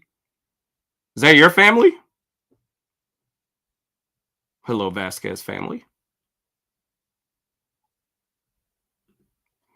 Calvin says, how is Brian Flores out coaching the head coach in his first season with this defense? It's because Brian Flores has guts. That's why. He has courage. He doesn't play games. Kevin O'Connell, all he's doing is playing games. See, it's easy. It's easy to just sit and do nothing and hope that things work out. It's a lot easier doing that than taking some initiative and doing what's required of people in a leadership role. It's even worse when it's acknowledged by said leader. Hey, turnovers, we're not going to have that anymore. We're going to bench players. You don't do it. We need to be more aggressive on offense. You don't do it. Like, you say it like you know it's a problem, but you don't do anything about it. Brian Flores, the reason why he's out coaching Kevin O'Connell is because Brian Flores doesn't F around. The players that are out there on the field on the defensive side of the ball are the best players that he deemed able to run his scheme as effectively as possible compared to everybody else. He doesn't care about when you were drafted. Lewisine, he's been inactive, this whole season, if not for a couple of games. He doesn't care where you got drafted. He doesn't care who you are. He doesn't care how much you got paid. This is my defense. This is how I want to run it. If you can't do it, then I'm going to find somebody else that can. And the thing is, I don't even think I've heard him say anything like that before. He just does it. KOC talks. KOC talks like he's about to do some Brian Flores type of stuff. But he that's why.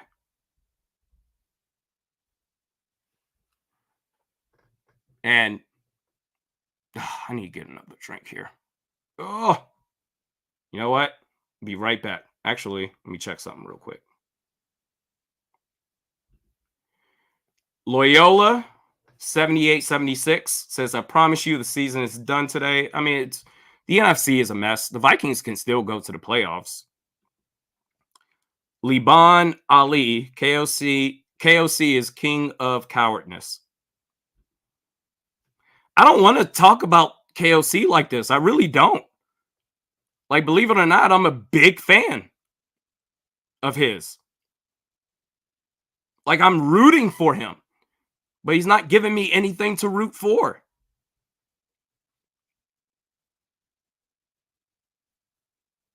All right, I'll be right back. I got to get another drink.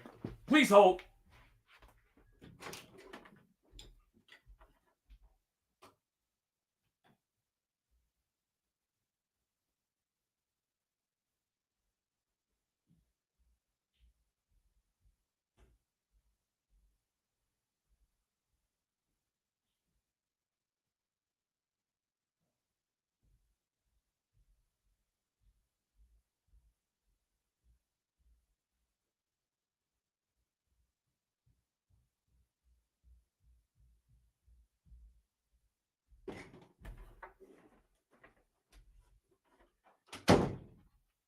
Yo, I am the biggest idiot of all time. I'm like, oh, I need to get another drink. Please hold. It's literally been right here the entire time.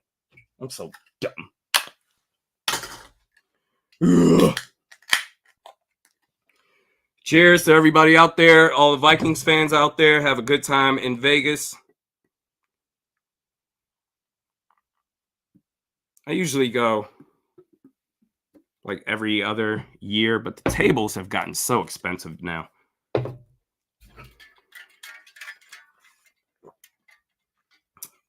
Last time I checked, it was minimum $25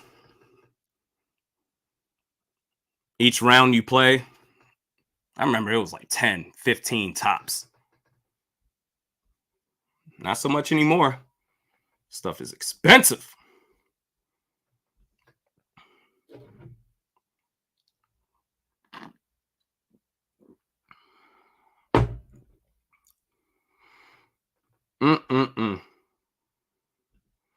Laura Lee says no more $5 tables. Yeah, those days are over. It's $25 now. It's too expensive. And it's $5 chips. If it was $25 and they give you dollar chips, which I get why they wouldn't do that for the dealer, that's just a pain in the ass to keep up with. But it's $5 chips now. Roulette's my game. I can't even play all the numbers I used to anymore. $10, $15 tables, I'll be at the table for an hour and a half easy. 25, 15 minutes.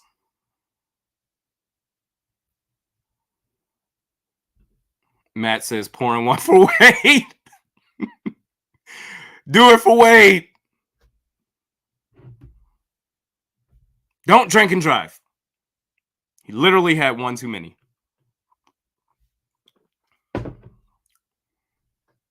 Do it for Wade. Lamb says, what's up with Hall? He's the emergency quarterback. He cannot come in unless Dobbs and Nick Mullins get hurt. Cannot be off performance. Just, oh, we're going to bench this guy and break. It's emergency only.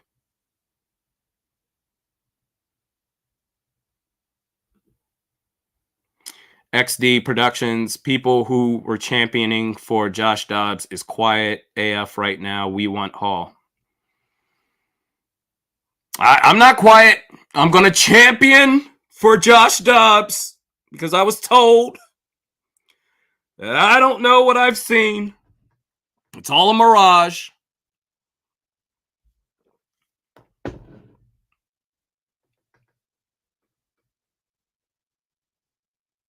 The ghost of Vikings future hit me up.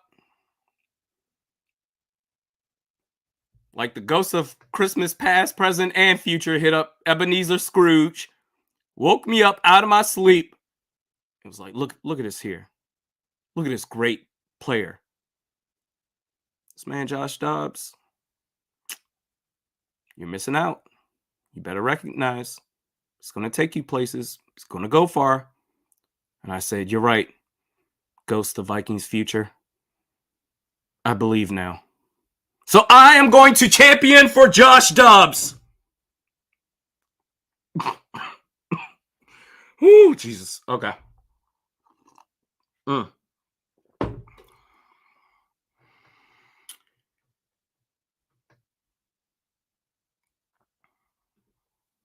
Joe says Dobbs got JJ hurt. It was an overthrow. He didn't mean to do it, to be fair, but his tendencies, speaking of Dobbs, is that he doesn't have the touch of accuracy that, say, a Kirk Cousins, which obviously before Kirk got hurt, he was a top 5 quarterback in the league. But he's wild with his throws. We've seen that a couple of times, not just with Jefferson and the high throw to him, but Brandon Powell wide open, throwing it low. There's been a couple of those moments. I think Justin Jefferson ran a curl route on the left earlier, and he had to make a grab because it was so low. He had to make a grab where both of his forearms are underneath the ball, even though all you had to do was throw it to his chest. Like, this is just who Dobbs is. Smart as hell, obviously. But Kanan Wangu, he gets it to the 30. Flag comes out.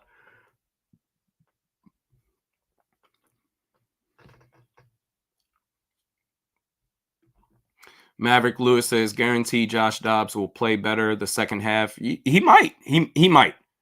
He has talent. He's not a bum. He can make plays. The flag, it looks like it's on Minnesota, holding on that return, so they're going to back it up. Yeah, he's not a bum. He can make plays. He can lead a touchdown drive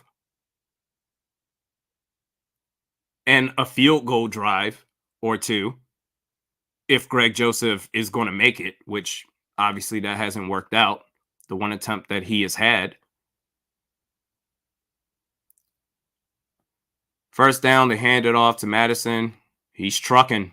Hey, he's crushing it today. He gets about 5 or 6. He's chilling.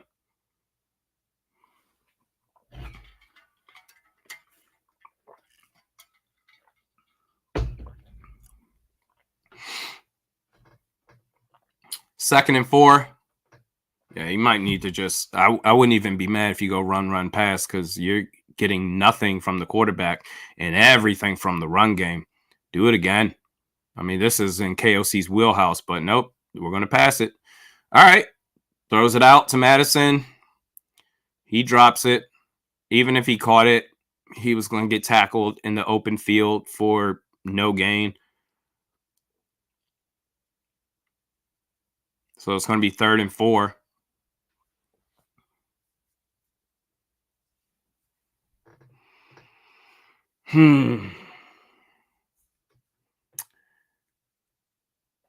See what KOC dials up.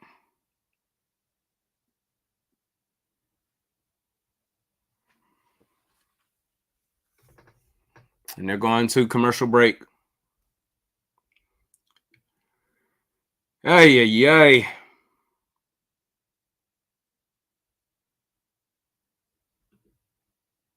Jarrett, second player Dobbs, is injured because of his awful passes.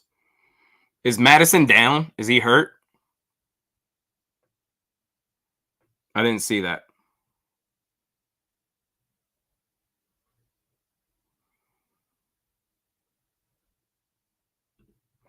Ryan Peterson says, what else can go wrong? I don't say that. What can go wrong will go wrong if you ask for it. I haven't updated the score one time. Like, I feel like I'm doing something wrong here. Yikes. Bandito says, more Chandler, please. Hey, we can't do that. Not today. Not today. I get it. Normally, hey, Chandler. Madison, 10 carries, 66 yards. Crushing it. Got to be fair. He's balling today. He's doing his job.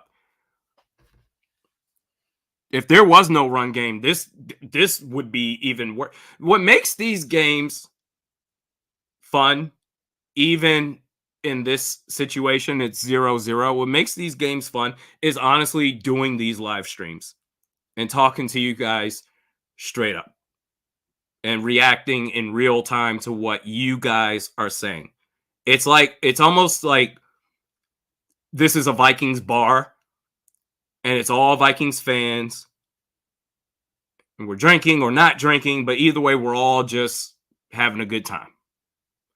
So Madison, okay. So he's got a little bit of a limp in his walk. Justin Jefferson has officially been ruled out. Okay. So Bandito, more Chandler, please. You're going to get it. You're going to get it right here. 3rd and 4.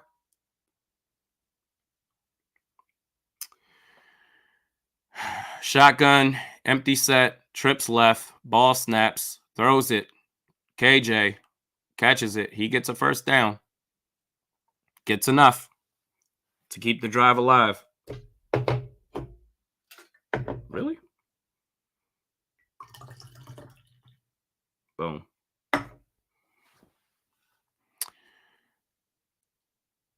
Nice. Yeah, you had Addison has Addison caught a pass yet? Either way, he was the decoy there to get KJ underneath. Nice play. 1st and 10. Oh, oh my God. That pressure was immediate. It's almost like Spillane. This guy, it's almost like he timed the snap perfectly from the linebacker spot. And he got left unblocked. Boom, crept up. Bradbury was occupied, and there was no one there for him. That's sack number what? 5? 2nd and 20. Throws it deep to the Flamingo Casino. What are you doing? What is wrong with you? Not even Dobbs, KOC. Nah, keep calling them plays. We chilling. 3rd and 20. Like, what are we doing here, man? Justin Jefferson just gets back. And he was open. He was so open. Didn't have to throw it high, but he did. That's what I'm talking about. At the expense of the team, 3rd and 20. You just throw, and a flag comes out. But it's in the backfield, so I don't know if there's a holding or what. But when I say at the expense of the team, what do I mean?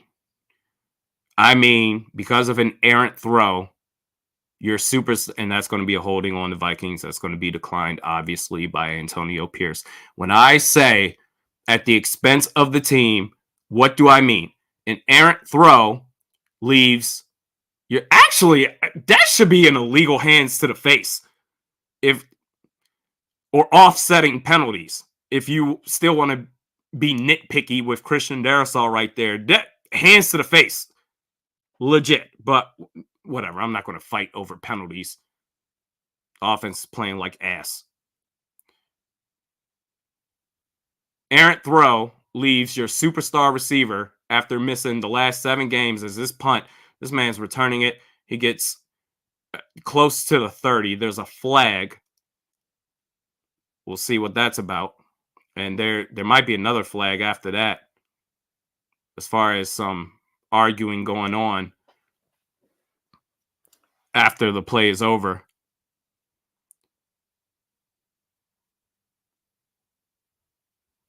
I mean, very nice return. We'll see if it's on. If it's on Vegas, obviously it comes back. Excuse me. If it's on the Vikings, that sucks even more. Because then if it's on the Vikings, well, let's just see what the refs say first.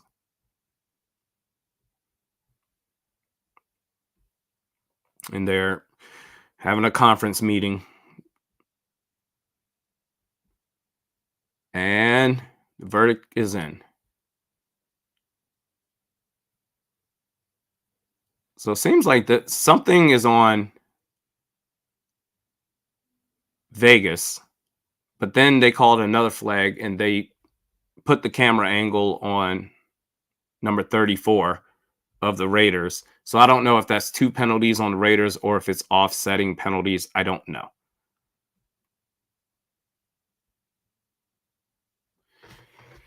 But either way, AOC comes back out.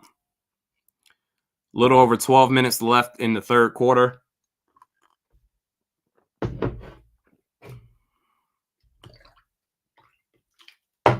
Your thoughts? Damn it.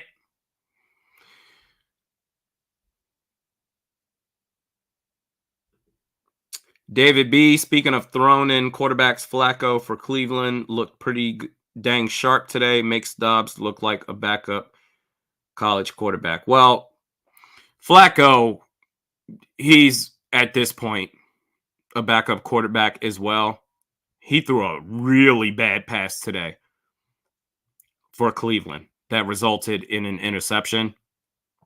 But it's almost like the same, except Flacco has more experience. Obviously, he was a starter, a good starter at one point in his career for a long time. So he's gone through the ringer with everything. But I don't know what you do. Quite on. Well, I do know what you do. But every time I say it, it's, well, I don't know what I'm talking about when it comes to Jaren Hall. We don't know what we're going to get from Jaren Hall. We know exactly what we're going to get from Josh Dobbs, which is what we're seeing right now. And then the next game, he might ball out. He might. I mean, after 3 bad games, this one included, he's bound to pop off. But we know what we're getting from him. So, like, no one from the Vikings can sit there and we'll get the same press conference as far as we need to look at the tape and study and work on this and work on that and say all this stuff. But you don't do anything that you say. That's the most frustrating part. I would almost rather, if you're KOC, just play dumb and say, our offense is great. I don't know what you're talking about. But when you sit there and acknowledge the obvious and still do nothing after you've acknowledged the obvious, then it's like, bro, stop talking. Like, just stop talking. There's no point. Pitch to Jacobs. He gets about 6, I would say. Look at this. Look at this crap, bro. Every single offensive drive, outside of a missed field goal wide right by Greg Joseph, has ended in punts. 2nd and 5.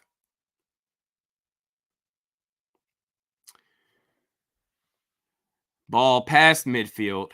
Actually, Jacobs gets tackled for a loss. So that's going to set up 3rd and long. 3rd and 7 to be exact.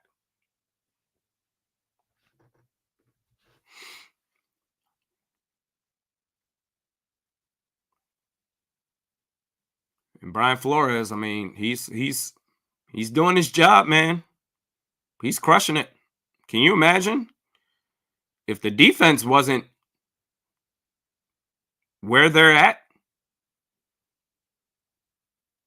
They'd be getting dashed up. Still a 0-0 game. Ball snaps, 3rd and 7. Throws it. Hunter Renfrow. 1st down and more. This is a big play. I mean, that's going to set up not 1st and goal, but damn near close.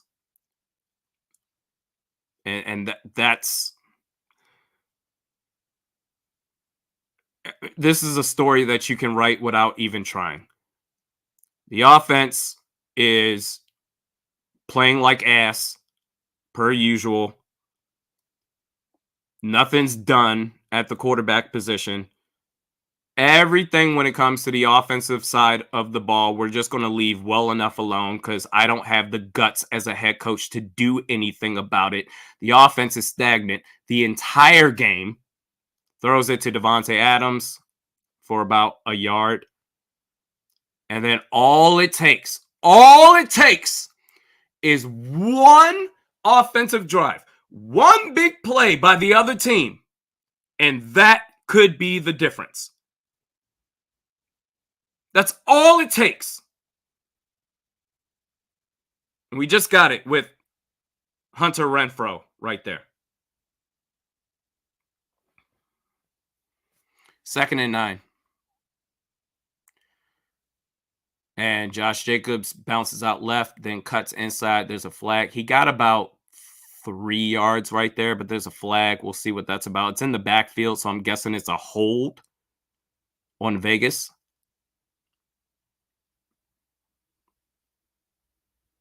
Antonio Pierce looks pissed. So, yeah, it's going to be on them. Officially a hold on the Raiders.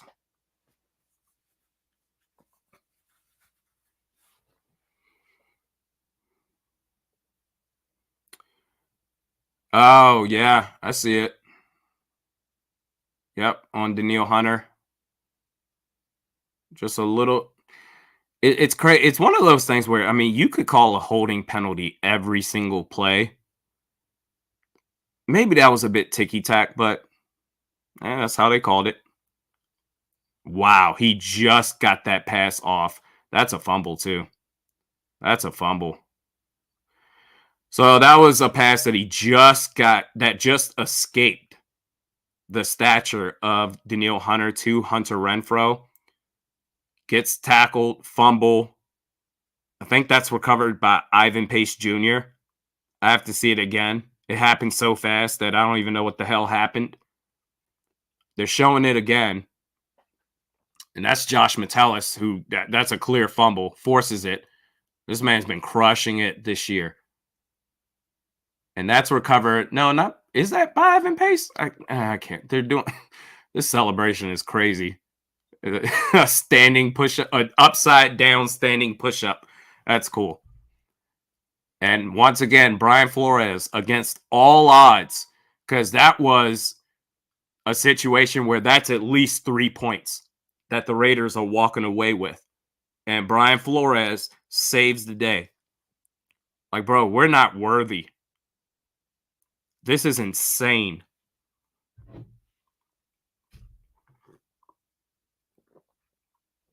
This defense has lived up to it's done more than live up to the hype. It's exceeded all expectations. Nobody expected the Vikings to be damn near a top 3rd defense in the league. Nobody expected that. I would say you're crazy. But they got it. Now it's deep in their own territory where they're going to start this next drive at.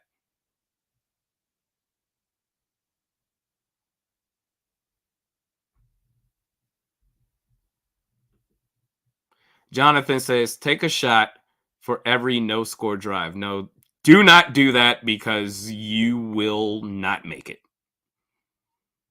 Or at least make sure you have a sober friend that will take you to the hospital because you will need to go there.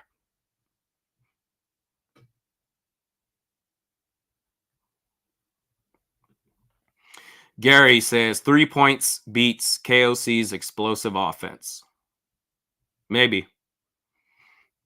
The Vikings could still win this game, man. They could still win it. Oddly enough. Loyola says, I want B-Flow as our head coach. I'll say it. I said this earlier in the live stream. I was right there with y'all. However, based off of what Tua said after Austin Jackson got his contract extension, based off of what Ryan Fitzmagic said on the Thursday Night Football broadcast, Patriots versus Steelers, it's not a good look for Brian Flores and how he treated Tua Tagovailoa. And I love Brian Flores. I hope we can keep him as a defensive coordinator forever. Bad handoff to Ty Chandler. Josh Dobbs, what the hell are you doing? Bro, just hand the effing ball off. Why is everything so hard?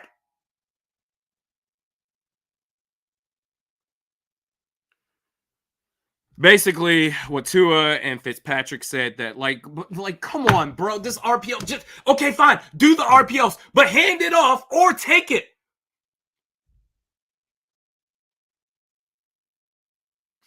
Indecisive. 2nd and 10. Throws it over to TJ Hawkinson. All right, we got it.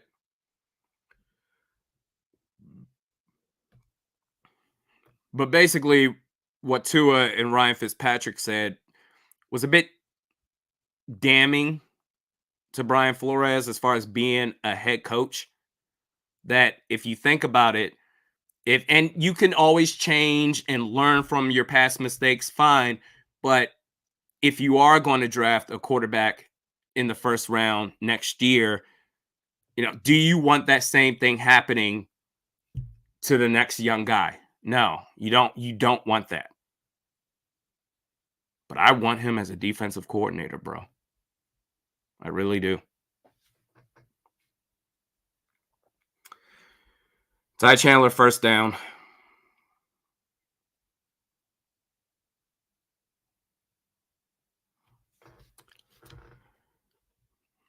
Seven and a half minutes left in the third quarter. 0-0. This is something.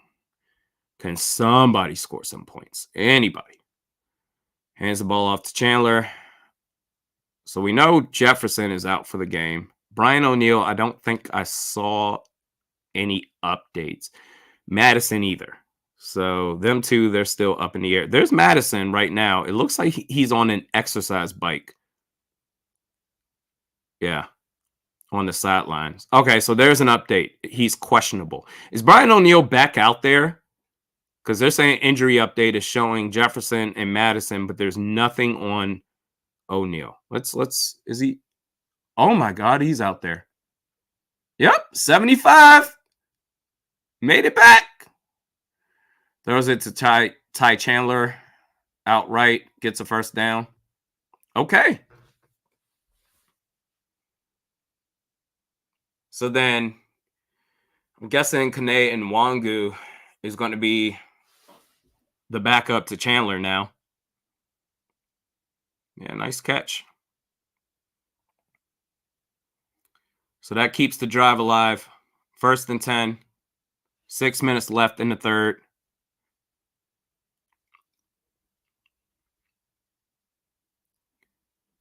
Ball snaps. Hands the ball off to Nwangu, who gets tackled for a loss. We have another player down. That looks like Dalton Reisner is down. He's pounding the ground. He must be in severe pain. My goodness, man. I mean, what? Oh, goodness. He can't even put weight on his left leg. I mean, barely. Oh, no. All right. So now you're in emergency mode. Austin Schlottman is going to fill in. You already have Blake Brandel playing right guard. That's tough. That's so tough. Just injuries, man. Yeah, that looks like something that's serious. Right when I'm like, Brian O'Neill, he's back. Yay! Okay, someone else gets hurt. That sucks, man. 2nd and 11 in shotgun. Pressure comes. Ty Chandler gets tackled behind the line of scrimmage. This was an inside screen. Screens, I don't think screens work for this team. I'd love to see what the stats are as far as teams on screenplays, how effective they are. I mean, just following this year, like I feel like they're towards the bottom of the league. Like, it's rare to see a good screenplay happen, and Josh Dobbs gets nearly sacked, but he throws it away on 3rd and 12. And whether they're going to say he was down or not, it doesn't matter. That they're going to bring out the punting team, and that's just what it is, unfortunately. So, but I promise, I believe what I was told is true. Dobbs is the savior. He will bounce back and prove all you haters wrong, damn it. I believe in Josh Dobbs. Mm-hmm.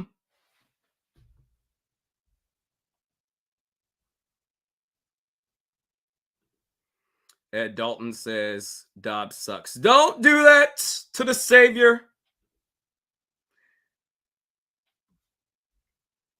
Talked about that Loyola as far as B-Flow possibly being the head coach.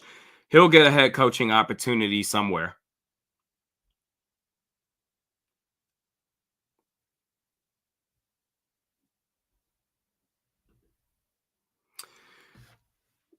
Wolframe says, to be frank, Mullins ain't doing any better when 3 out of 5 of the starting offensive line is down and out.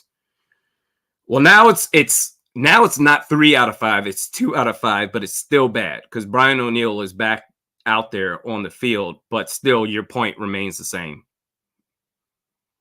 I get it. But even if the offensive line was fully healthy, Nick Mullins is not going to be any better.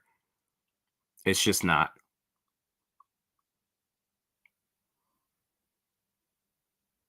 I mean, the answer was there. This isn't hindsight 2020 where we see after the fact, oh, okay, yeah, Josh Dobbs, this isn't it. Let's see what it was. Always Jaron Hall. It was Jaron Hall. Because even if Jaron Hall looks exactly as Josh Dobbs looks right now, it's okay, we can eliminate the guessing game with Jaron Hall. Because worst case, this is what Dobbs would do. But they elected to go with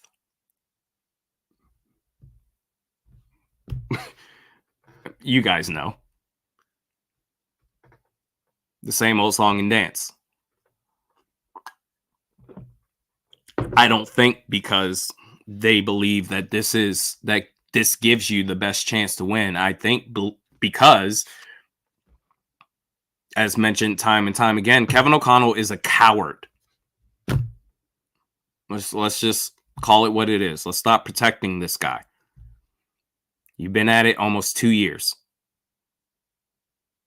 Even with Kirk Cousins, you were doing the same stuff, bro.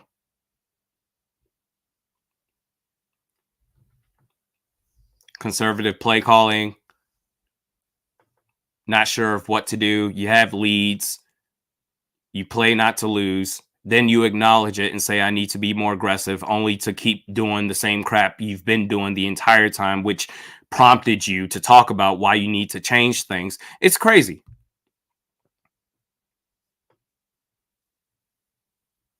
as I think that was a handoff to Josh Dobbs. Harrison Phillips believes he recovered a fumble. But it appears that Vegas will keep the ball. They're going to mark him down. It's going to be 2nd and 9.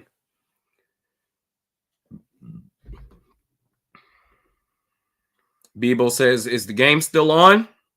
0-0, baby. We chilling.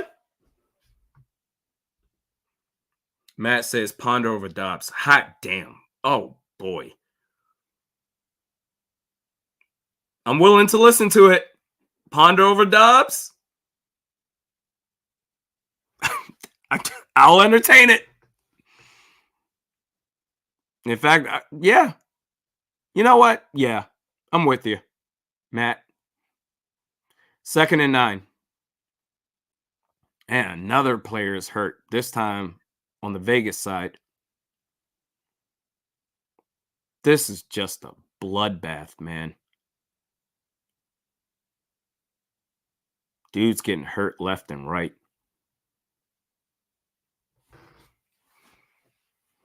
Man.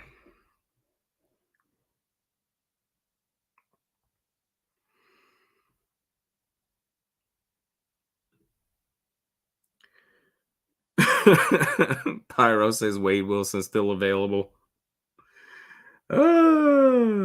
Yoshi says entertain what? If we had Peterson, okay. The Christian Ponder debate.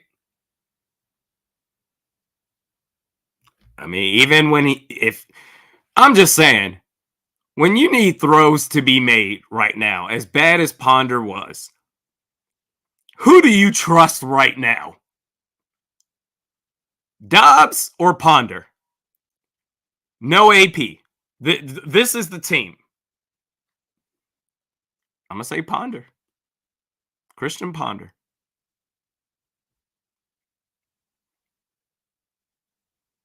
Third and 2. I mean, this game. Whoo, boy. 3rd and 2. Ball snaps. Throws it. That's complete to Jacoby Myers. He gets a first down.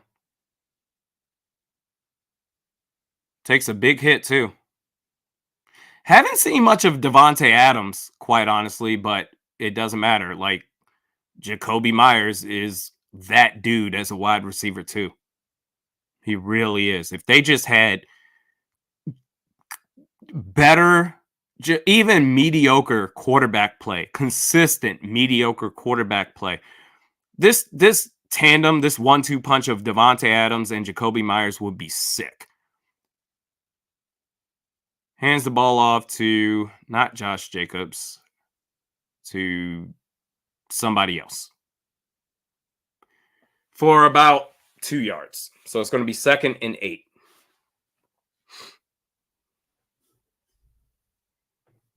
This game, man. Man, I appreciate y'all, man. Everybody in this live stream, everybody that supports the channel. I appreciate y'all because this game is torture. But, I mean, we all family up in here, man. And it makes it fun. We can be tortured together. Davante Adams out to the right gets about 3 or 4 yards. So it's going to be 3rd and mid for Vegas with 1.5 minutes left in the 3rd quarter.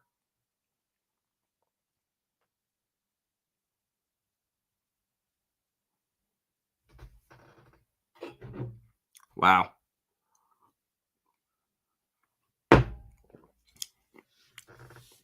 Third and 5.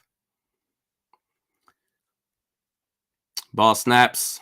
He's got plenty of time. O'Connell, I mean, that's good coverage if he's taking that long. And, doesn't matter. Number 11, who is that? Tucker. Not even sure who that is. I mean, he had good protection. Tucker found enough. They're going to call that a catch. Vikings sideline is saying it's incomplete. We'll see. Are they going to challenge it?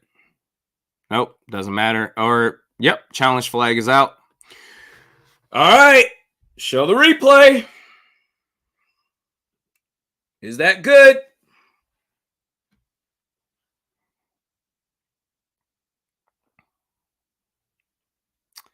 So he's challenging if that's a catch.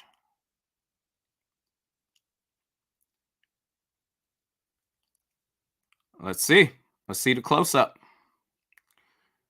I don't know why they're showing it from behind the line of scrimmage. We don't care. Just show the catch as it's made or not made. There it is. Boom. Okay. So there's a close up. Boom. Boom. Yeah, that's a catch. Oh, wait. Ooh. I don't know. I don't know. He had to bobble it 2 or 3 times. That second time I said, "Oh, okay, that's clearly a catch," but then he bobbled it again. It might be incomplete, quite honestly. Let's see it again. There's one where we thought it was the catch. Had to regather himself. There's 2 where I thought that was clearly it. And then 3, that's close. Because he did have his left hand. I need to see it again. I feel like he had his left hand underneath that even though he separated his right hand, he still maintained control, but maybe not. I need to see that just one more time. Okay, one more time. Here it is. Okay, boom, feet down, has to reset, bobbles it once, boom, feet still dragging, boom. I think that's incomplete. He did it one too many times. He would have got it off of, man. He would have got it after the first bobble, but he did it one too many times. And I think that's going to come back. I think.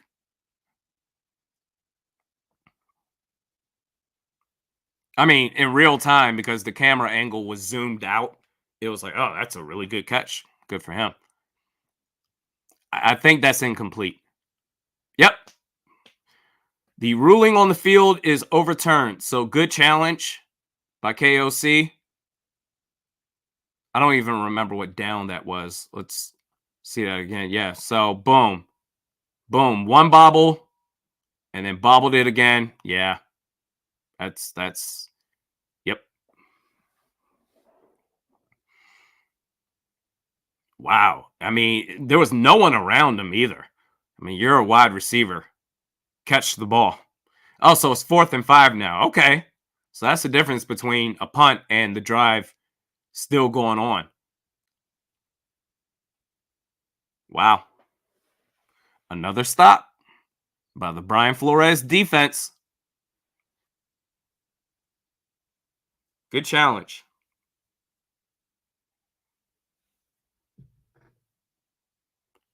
And I like, what are they doing? It's 4th and 5. Everybody's out there. Let's get this show on the road. Does anybody want to win this game with a minute left in the third quarter? Is this the drive where the offense gets something going here? I mean, for either team, it just takes one. It might, either of these teams, the way it's been going for 3 quarters, you might can win this game. Not even might. You can win this game 3-0. A field goal is all it takes. No score update yet.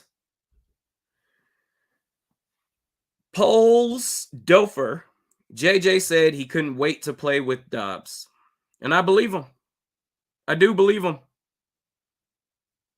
And then he played with Dobbs. And now he's not. Because of Dobbs. Yeah. But we're not going to be negative. This is great stuff.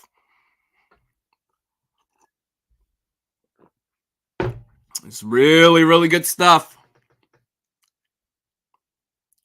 5 seconds on the play clock.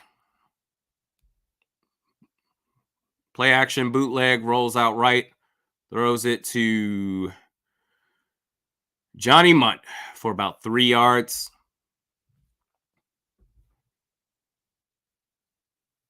Let's see what they do. You got to run at least one more play before we go into the fourth quarter.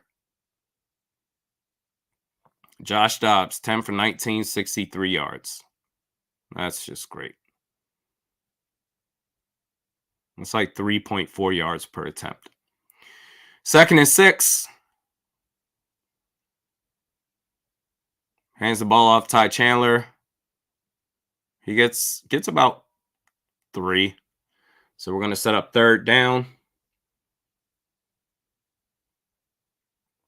And that's going to take us into the fourth quarter. Okay. So this has been an absolute barn burner. And this goes back to what I said earlier as far as giving my preview for this game. 2 things. Don't turn the ball over and be aggressive on offense. You haven't turned the ball over, but in the play calling game, still been conservative, while also at the same time, the quarterback has done no favors. He's been reckless with the football. Should have had 2 interceptions. Luckily, he doesn't have any. But at least the run game is working. So reckless with the ball, Josh Dobbs, that your star wide receiver, who just got back. I mean, we got the hype video, I'm sure. Got the images, the photoshops, and everything. The king has returned, and boom, gone.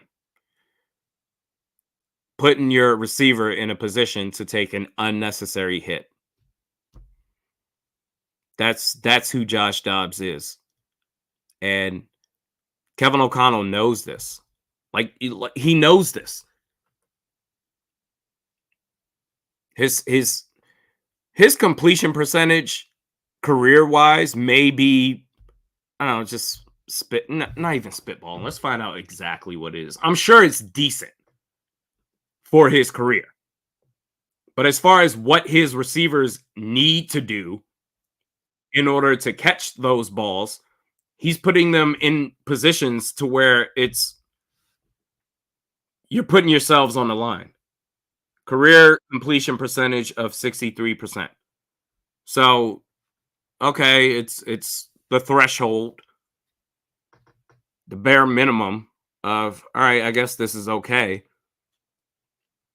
But his receivers have to work hard to make plays. And in some cases, sacrificing their bodies in the process. KOC knows this. He knows this. He watches film. He's too damn smart. He knows way more football than you or I will ever know. And yet, he said, let's do this. 3rd and 2. 3rd and 2. Trips right. We may have an offsides there on Max Crosby, but maybe not. And, okay. Did he fumble? No. I think they're going to rule him down. Oof. Just got that first down. Scrambled out right. He had Hawkinson too, but momentum carried him, and he just said, screw it. He took a shot. He took a shot too. Wow. As he went down. 1st and 10, drive continues.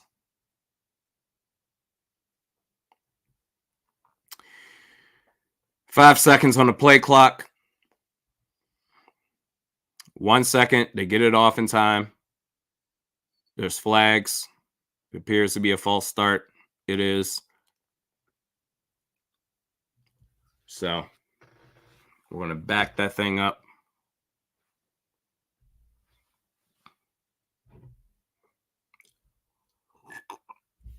Blake Brandel filling in for Ed Ingram at right guard.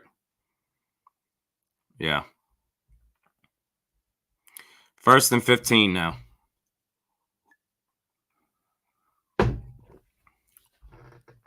Ten seconds on the play clock. Whoo, boy, this is gross. And that was a drop pass by KJ Osborne. Second and 15. Who was it that said take a shot every Vikings drive that doesn't end in points? Like, bro, you'd be dead. Like, you would need to go to the hospital right now. Second and 15. What's the other excuse I saw? Oh, you don't want to lose the locker room. That was I forgot where I saw that, but you don't want to lose the locker room. You bench Josh Dobbs, you lose the locker room. All right, fine. All right, you may not lose the locker room, but you may lose this game. But at least you didn't lose the locker room. Second and 15. Reisner's back out there. Oh, snap. Okay. So you got 4/5 of your offensive line out there. Oh, wait. No. Brian O'Neill is still out. Austin Schlottman is playing right tackle. Oh, my gosh. What is happening? Second and 15. Throws it. KJ Osborne can't catch it. Would have been close to the first down. Just a couple of yards off. But that's 2 drops in this drive. Well, let's see that again. Maybe it got broken up by the defender. Nope. Not at all. Just a drop. 2 drops in this drive by KJ Osborne. Third and 15.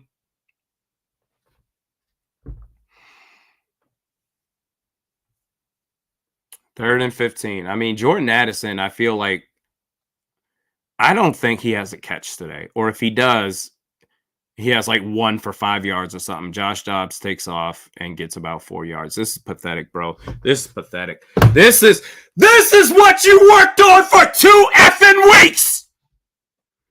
2 weeks. This Sesame Street ass crap. Work together, sing along.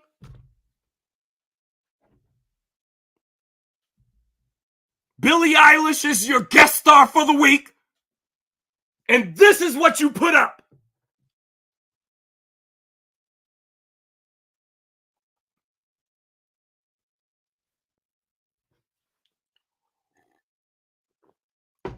But we won't be negative here. No, we're not going to do that. I refuse. We're not. Hey, man, at least you're in Vegas. You know, this game just doesn't go well for you. Like, all right, bro, I'm going to the casinos. I'm going to Casino Royale next to Harris. I like that casino. It's where the down-to-earth people hang out. Like, everywhere else is just pretentious people. Everyone thinks they're celebrities or something. But Casino Royale, there's a lot of cigarette smoke you got to sift through. Or go to Old Vegas. But, yeah, man. After this, just go to Casino Royale. Go to Harris. Harris is not bad. Your thoughts?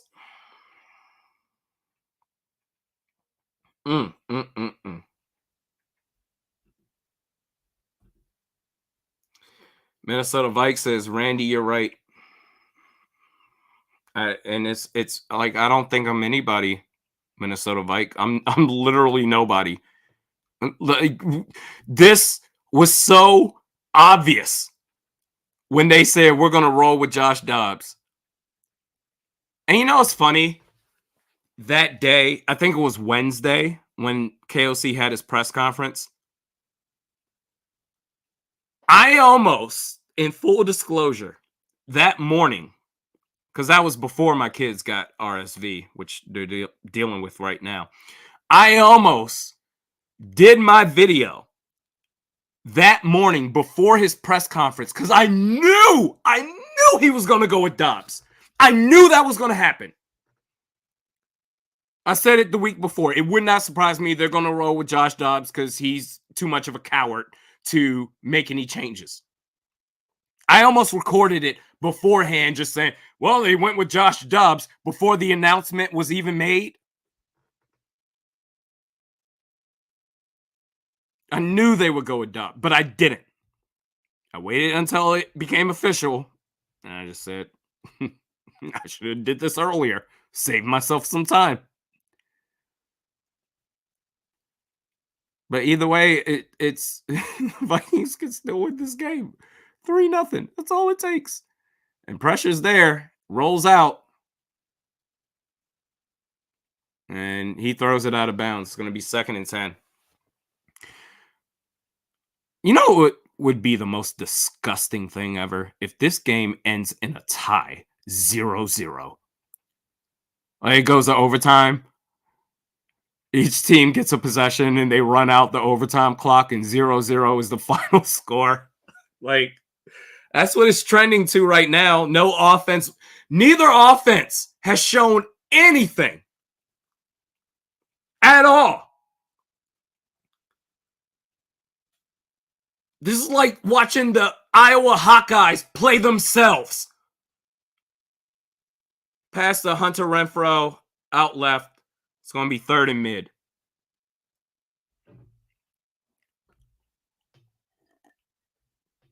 But we're not going to be negative. No, we're not. Nope. Oh, damn. Brian O'Neill is ruled out for the game, so that's 2 players.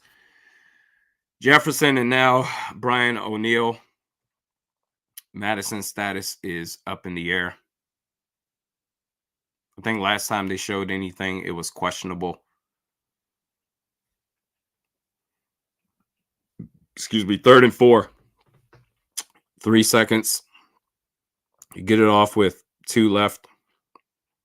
And I think that's Mayer, the tight end. He drops it over the middle. Just bad football all around. Good defensive performance by the Vikings. Actually, whew, that's Cam Bynum again. I thought that was a simple drop or he got hit in the process and it's a drop. Bro, Cam Bynum is having himself a season. So Mayer had that in his hands and Bynum just rolled up with his right hand. Bam! Gave it a cross. Cross punch straight to the ball. Incomplete. Incredible. I mean, this defense has been amazing, and that's going to be a touchback. That was my man is so heated. That had a chance of being pinned down deep in Vikings territory, but it just didn't work out. Number 19 came down, and he did his best, but his momentum took him in the end zone. He was like, I'm going to try. He technically got the ball before it went in the end zone, but his body, his momentum, he was running full speed, and it took him back.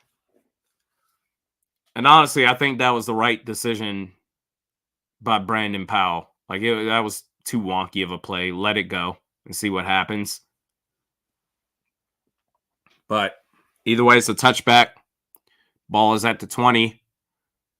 Josh Dobbs. Ball snaps. Hands it off to Nwangu. Gets about 3 yards.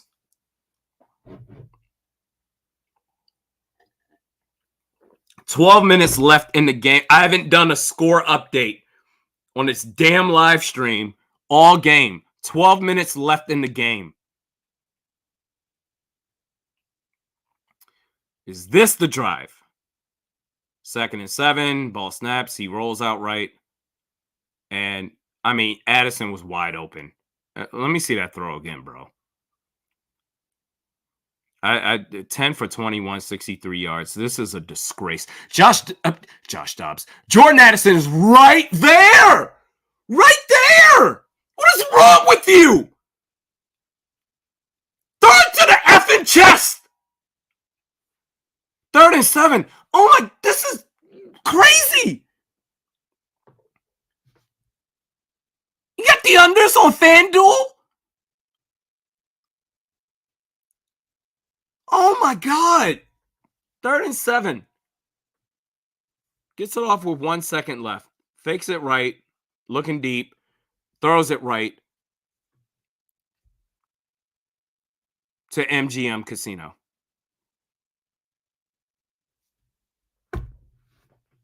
Okay. All right.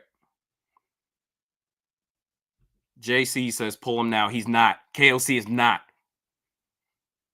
This man, Josh Dobbs, could take a dump in a bowl and KOC will swear up and down it's chocolate ice cream. That's what he'll do. This is the greatest. It might be Rocky Road, actually. It doesn't matter. Doesn't matter.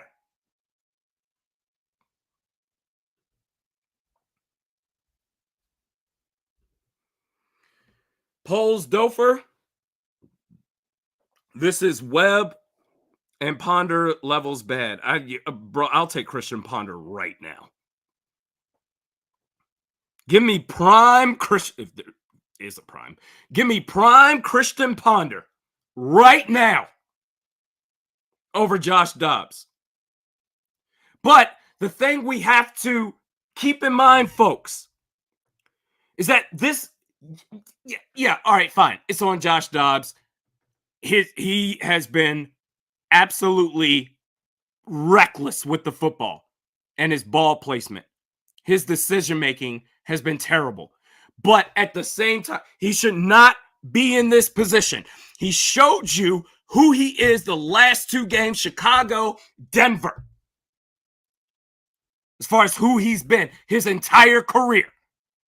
Well, he's never had these weapons before, and the coaching, we're going to figure out a game plan, and we're going to do this, and we're going to do that.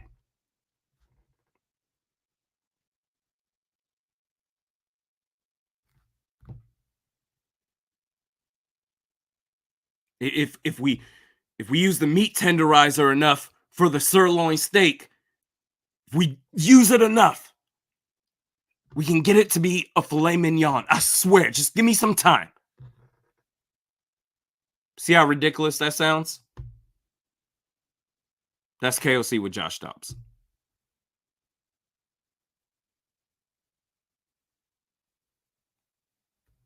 3rd and 3.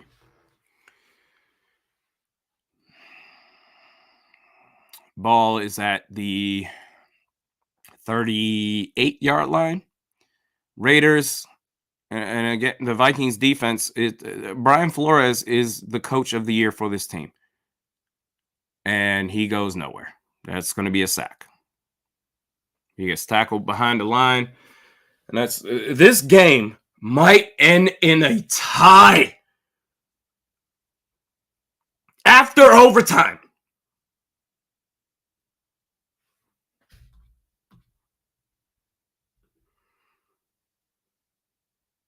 Like Brian Flores is doing all the work for this team.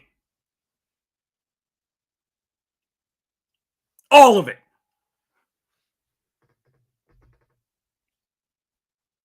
Meanwhile, KOC, sunny days. Moving the clouds away. Josh Dobbs is our starting guy. Oh, Nick Mullins is coming out? You do have some courage after all? Can you tell me how to get to Mullins Street? Oh, now you do it.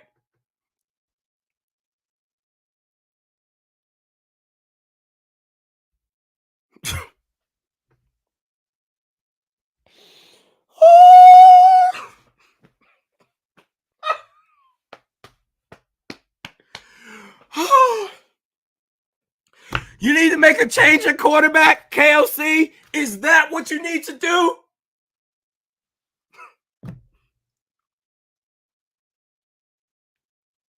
Who are you going to go to? Oh, the only backup quarterback you have, which is Nick Mullins. If only we had someone else, anybody else, that could maybe showed a little bit of promise that I was told was fake. It's a scripted drive, bro. Get off the hype train of Jaren Hall. If only we had somebody that showed a little bit of something worth raising hell about.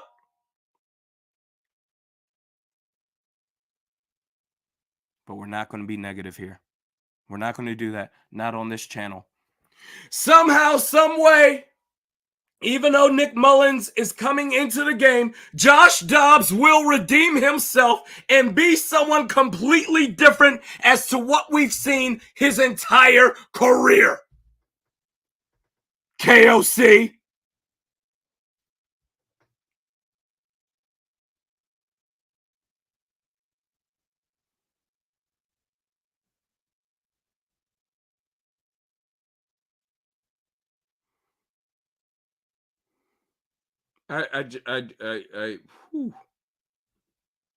KB says y'all are acting like Hall is the next coming of Tom Brady. No, I'm acting like Hall is not a disaster at quarterback compared to what we have right now. I'm not yelling at you, KB. I'm just saying. Hell, if anything, everybody that's saying Hall ain't crap is acting like Josh Dobbs is going to have a turnaround in his career like Rich Gannon. Nobody's saying that Hall is going to be great. We don't know who Hall is going to be. But we know who Josh Dobbs is, which is why he got benched. Finally. Play action. Nick Mullins throws it deep. It got tipped, but TJ Hawkinson got it.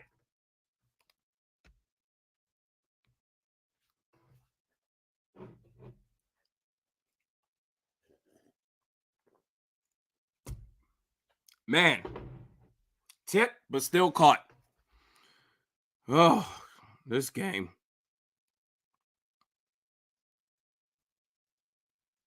I mean, Nick Mullins.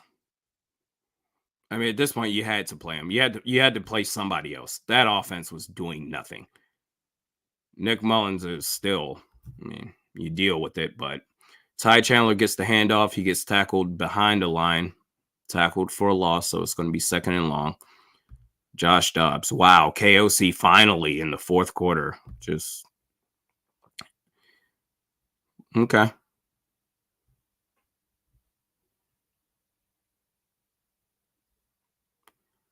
This is embarrassing above anything else. It's just embarrassing. Second and 12. Ball snaps. Mullins in shotgun. There's a flag out. False start. Offense gets backed up again.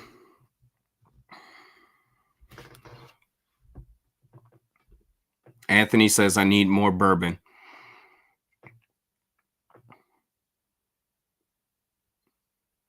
I'm with you. You've been drinking bourbon this whole time? Oh my God. For 3 hours?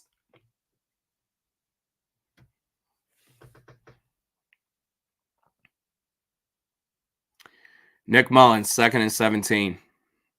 You had to do something. So now we're going to have another quarterback controversy. That pass intended for Jalen Naylor gets broken up. So now we're going to have another quarterback controversy next week.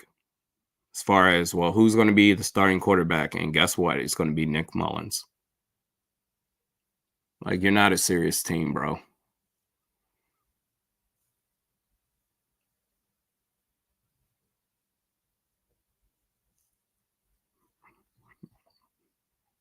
Like, my God. Just basically just not letting, as the ball is in play. Hey, Jalen Naylor makes the grab this time, but he's tackled at the 43 or 42 on the opposite side of the field. It might be too far, I think, for a field goal attempt. Well, the offense is staying on the field, it looks like. Well, now they're running off, so it looks like they're going to punt. I'm not sure what's happening right now. So now we're going to have to wait, I'm guessing, till Wednesday again to hear who the starting quarterback is going to be against Jake Browning and the Cincinnati Bengals. My guess is Nick Mullins is what they're going to say. We know who it should be, but come on.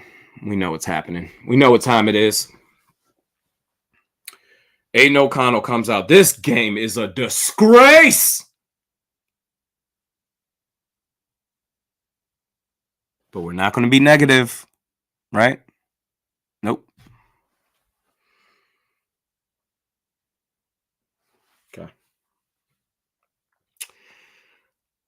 Ball at their own 13-yard line. At some point, just think about this. If Greg Joseph didn't go wide right, you could just escape out of here with a victory. Instead, we have literally Iowa versus Iowa football. This is their spring game where they play each other. Great defense. Offense. Yeah. Josh Jacobs, he looks, oh man, he's limping. I don't know. It seems like his right leg is where he's limping off of. But it's tough. 2nd and 4. Bad snap. That's going to be incomplete. So now it's going to be 3rd and 4. Oh my God, this game. I'm telling you, 0-0 final score overtime. I know Vegas likes Aiden O'Connell a lot. Clearly, he ain't it. I like what I saw from him in the preseason, to be honest.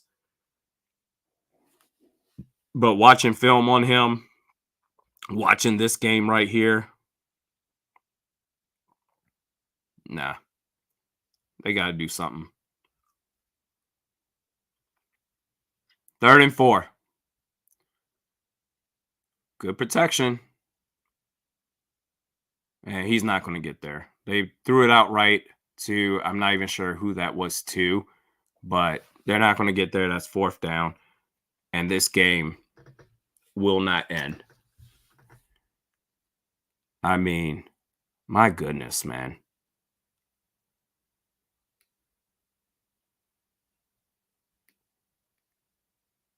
Fourth and 4.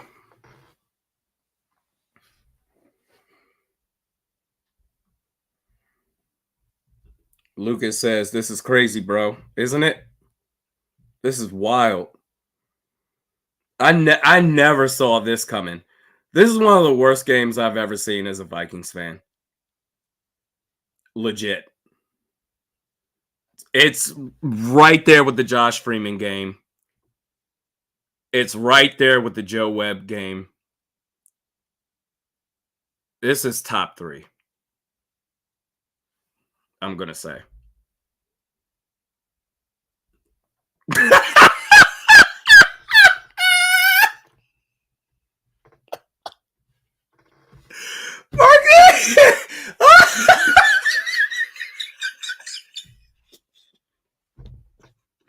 Mark says the NFL can't upload the highlights to YouTube. They just can't. Like, what can you do? What highlights are there in this game? Like, point out one play. The Hunter Renfrow play where he did a catch and run for like 40, 50 yards. But then that drive resulted in a fumble recovered by the Vikings. So, all right, there's 2 plays. Bro, the highlights from the NFL on YouTube from this game. Normally it's what? 6-7 minutes. The highlights from this game on NFL's YouTube channel should be 15 seconds. 35 seconds if you include a 20-second unskippable ad. Which, hey, man, I have to apologize because we don't control the ads that come up as far as skippable or non-skippable. I've made them skippable this entire time, but YouTube made the decision that we're gonna make that decision for you. So my apologies to that. So what, 20 seconds of ads, unskippable, with 15 seconds of highlights, 35 seconds of your time. Yeah.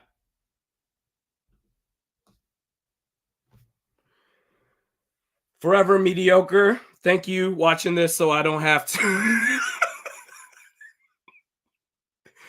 Oh, forever mediocre. I appreciate you, man.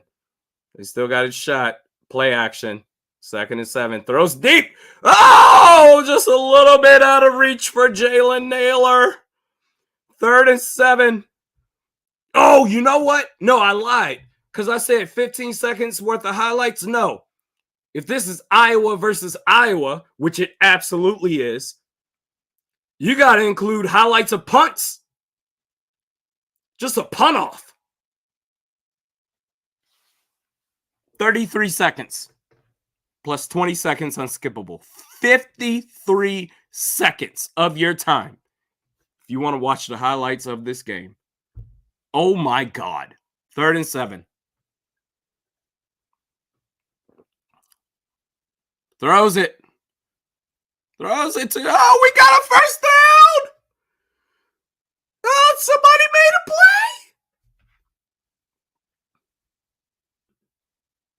Wow.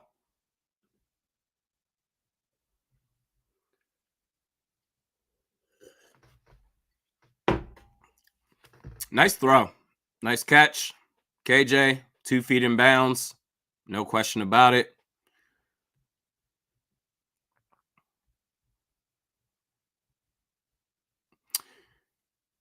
First and 10. Ball just past the 40. Hands the ball off to CJ Ham. Hey, the run game has been working this entire time.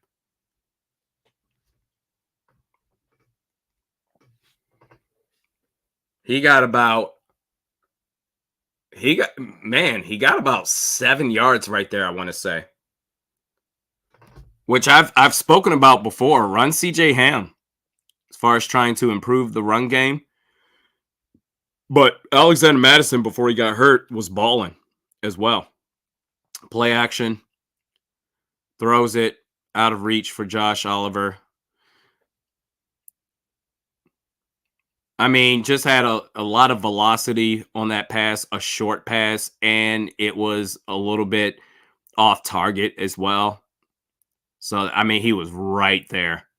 But so now that's going to bring up 3rd and 2 or 3rd and 3. This game. You know what? I wish I was in Vegas. If I was in Vegas getting drunk off this game, I would go to Casino Royale. Pass to TJ Hawkinson. I would go to Casino Royale and just chill. And I wouldn't even care. $25 minimums at the tables. Call my wife. Like, hey, listen.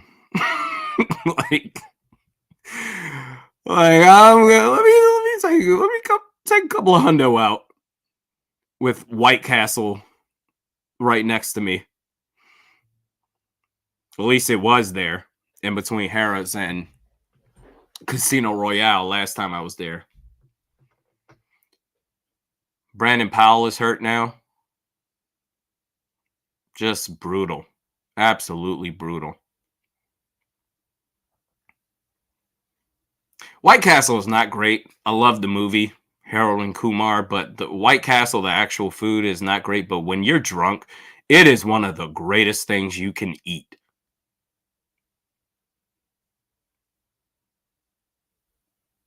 Mm. 1st and 10. Oh boy. We're trying to get that. We're trying to get that Greg Joseph game winner. 1st and 10. Mullins in shotgun.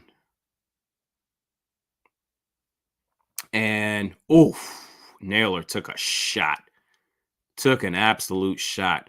The defender is actually down for a second. He needs a moment to gather himself up. He was favoring his wrist, his right wrist, his right hand. That's helmet to helmet too. That wasn't called. These players, man, it's crazy. For our entertainment, like selfishly, I am going to watch as long as these guys are willing to play. But I hope we all understand what they put themselves through for our entertainment. Like that hit right there, I want no parts of that. Going over the middle, nope, don't throw it to me. Or having to make a tackle against a 6'5" tight end as Nick Mullins throws it out of bounds on 2nd and 6. Having to make a tackle against a big guy, nope, don't want anything to do with that. These guys, they lay it all out on the field. And as long as they're willing to do that, I will watch.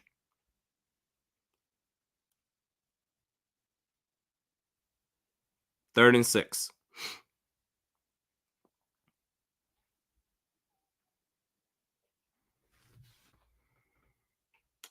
Three seconds on the play clock. 2, 1.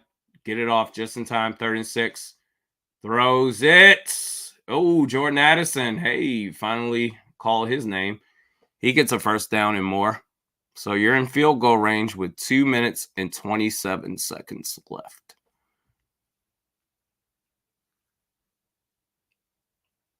Yeah, I feel like, Jordan Addison, I feel like that's the 2nd play he's made all game. Actually, it is. Exactly. 2 catches for 27 yards. Off 3 targets. 5 seconds left. Play is stopped. I'm guessing it's a timeout called. What is happening? So play is stopped. Oh, they're getting a player off the field from Vegas.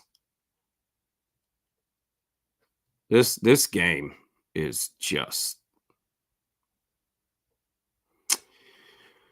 whoo. No need to watch film.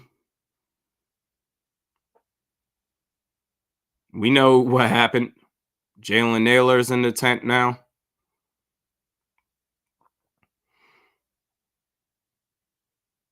That was a nice play to Addison.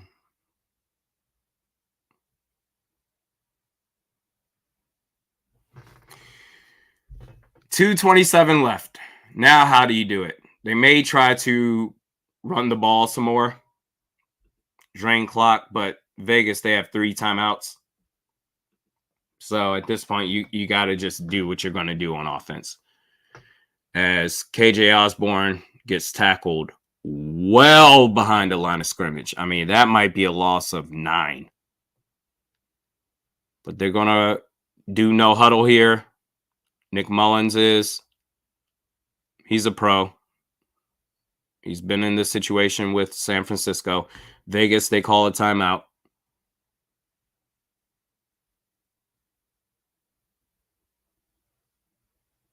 I mean, this is not a good defense. It's not.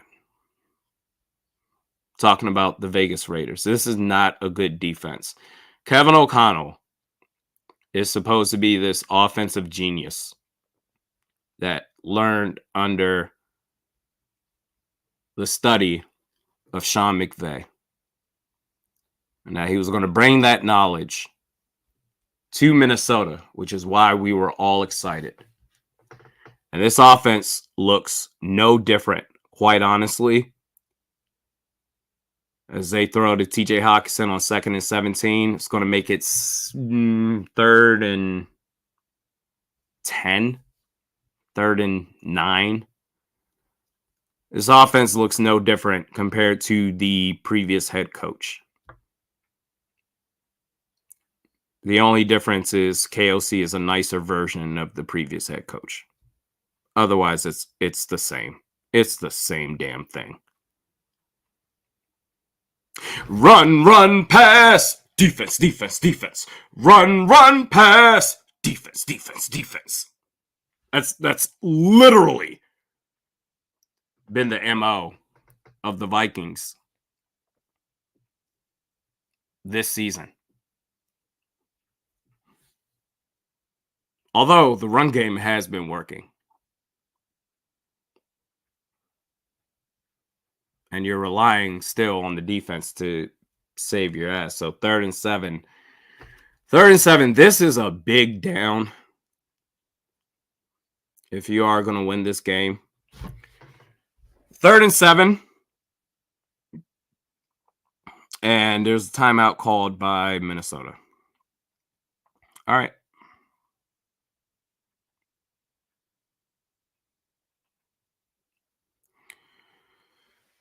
So if you don't get this here, if it's incomplete, you'll go for the field goal attempt and try to win it 3-0 as long as Greg Joseph does not screw this up. But there's going to be time left before the 2-minute warning for Vegas. Now, how that factors into the kickoff and whatever, they may take the touchback, but they very well might be able to get a playoff before the 2-minute warning, and they still have a timeout remaining. The thing is, if you get a first down here on 3rd and 7, they have one timeout. You could the 2-minute warning as well. You could end the game on a walk-off field goal as the ball. I'm surprised the flag wasn't thrown, or now it's thrown. That's a delay of game. You know what's crazy, bro? Delay of game is one of the stupidest, one of the dumbest penalties that you can have. The clock is in your face in the back of the end zone. It's there. 3, 2, 1. And you're like,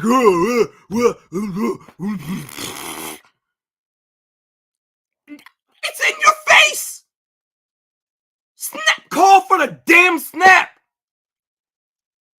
Especially when, where's the ball at? No, show the damn camera view. You are damn near at the red zone. You're right there.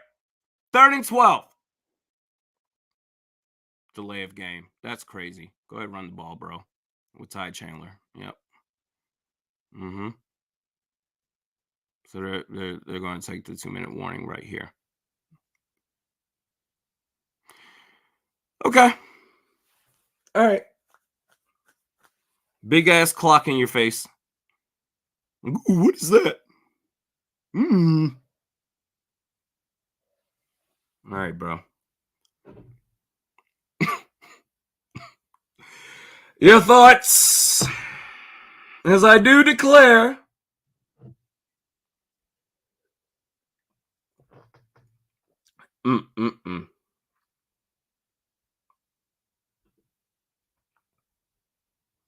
Davante is just laughing. I don't blame you. McChicken Eater says this is so bad that it's starting to get good. It really is. That's bro, the play clock There's literally a giant ass play clock in the back of the end zone that quarterbacks see. They see it. And they're still just, let me see what's around. Bro, snap the damn ball. This is crazy. But we're not going to be negative, right? This is great. This is awesome.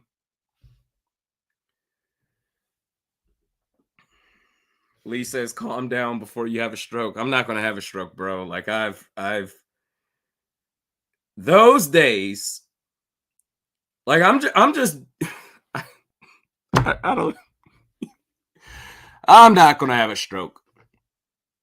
I think I've done a better job compared to years past where I would be indignant right now. And maybe I am indignant, but it's just less of it compared to what I'm used to doing. Woosah. Lee, woosah. You got it. All for one. Only positivity today.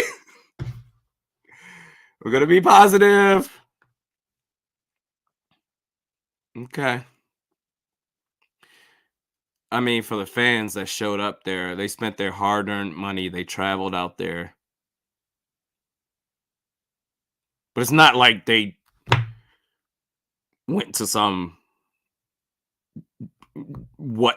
the F state or some place that doesn't have anything. They are in Vegas. So, man, go out and have a good time, man. 36-yard attempt. Greg Joseph. Will this be the first score update I do for this game? 4th and 6. This should be, right? Kick should be up. It is up. And it's good. Okay. I'm going to update the score. It's been so long that hopefully I can remember how to do it. I'm just kidding. I do know how to do it.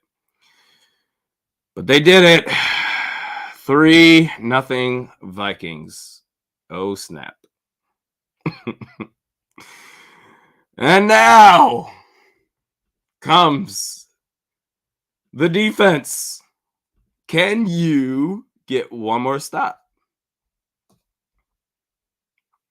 Because if you do, the Vikings win. Either way, we have ourselves another quarterback controversy.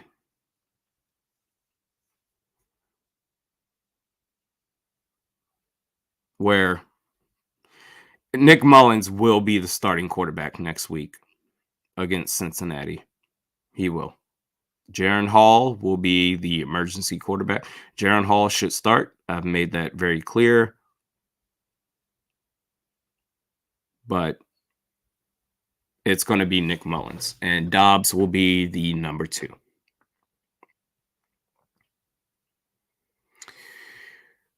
Just under 2 minutes left. Vikings kickoff is up. The Raiders have 1 timeout remaining. It's going to be a touchback.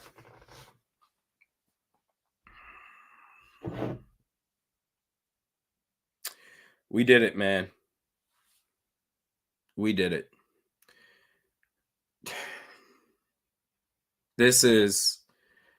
I would say this is third. The Josh Freeman game is the worst game I've ever seen. The Joe Webb game is the second worst game. This is the third worst game I've ever seen in my life as a Vikings fan. First down, Aiden O'Connell. And that's an interception. That's going to be it. Ivan Pace Jr. seals it. All for one, as you said, only positivity today. I will not take any negativity. This is great. You really threw that bum ass pass, bro. Like, what is wrong with you? You couldn't even give the 46% of the fan base that's at that stadium. You couldn't even give them a glimmer of hope. sliver of hope. None of that. Just, bro, what are you doing? That's Aiden O'Connell, bro. That's AOC. Let's make sure he caught it. I think he did catch it, but AOC is looking like, whoa. You know who won this game? Brian Flores. Brian Flores won this game for the Vikings. And they're going to improve to 7-6. This is amazing.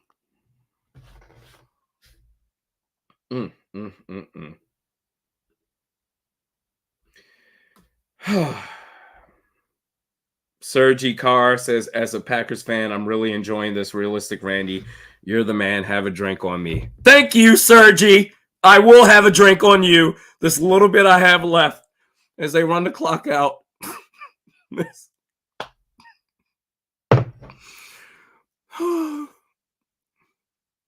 Nick Mullins, QB1. He's the guy.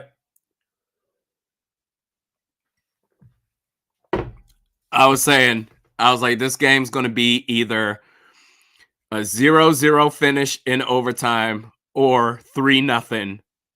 And I don't know which team it's going to be. This man, Nick Mullins, threw 20 more yards in 10 less attempts than Josh Dobbs.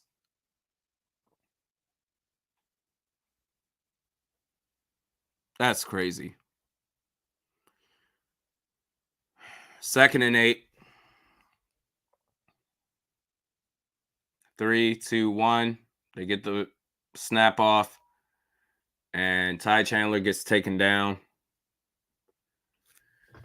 So it's going to be 3rd down. You get this 3rd down, the game is over. Hey, Sergi, when do you guys play? When do the Packers play? Do they play tonight? Is Aaron Jones playing? Because I was debating on whether to start A.J. Dillon or not.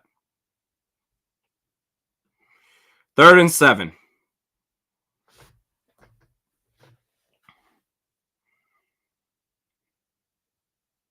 Matt says tomorrow night. Okay. So then tonight must be Miami versus Tennessee, right? They're doing a skull chant. Those fans. God bless them. Sitting there in person. Having to fight through lines to go to the bathroom. Fighting through lines to get expensive hot dogs to watch this crap. God bless them. 3rd and 7.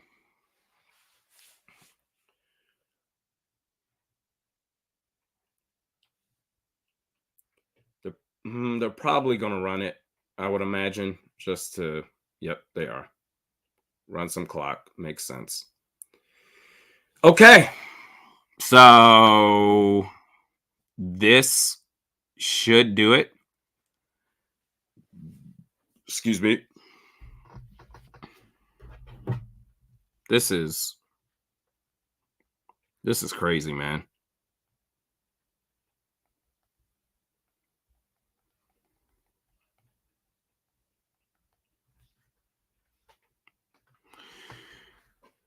As 4th and 4, they're going to call a timeout here.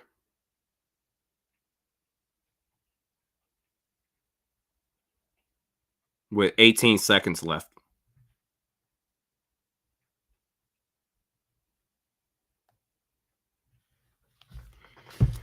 Brian Flores is the real MVP. As I finally pieced together, not that I was looking for it, that Danielle Hunter is wearing red contact lenses. That's crazy. Giving the vampire vibes. Never noticed that till now.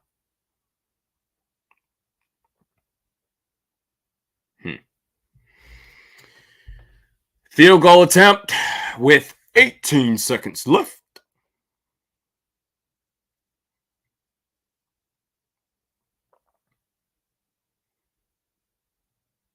.46er.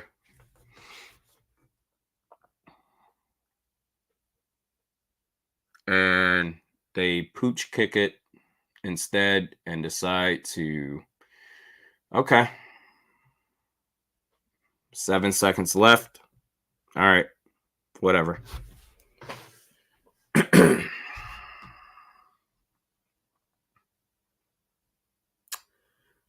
mean, that conservative play calling, let's try to run clock by any means necessary. Win this game 3-0. All right.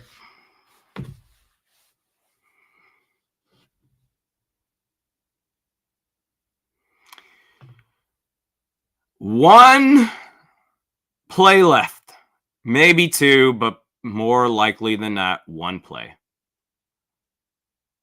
And passes it to Davante Adams.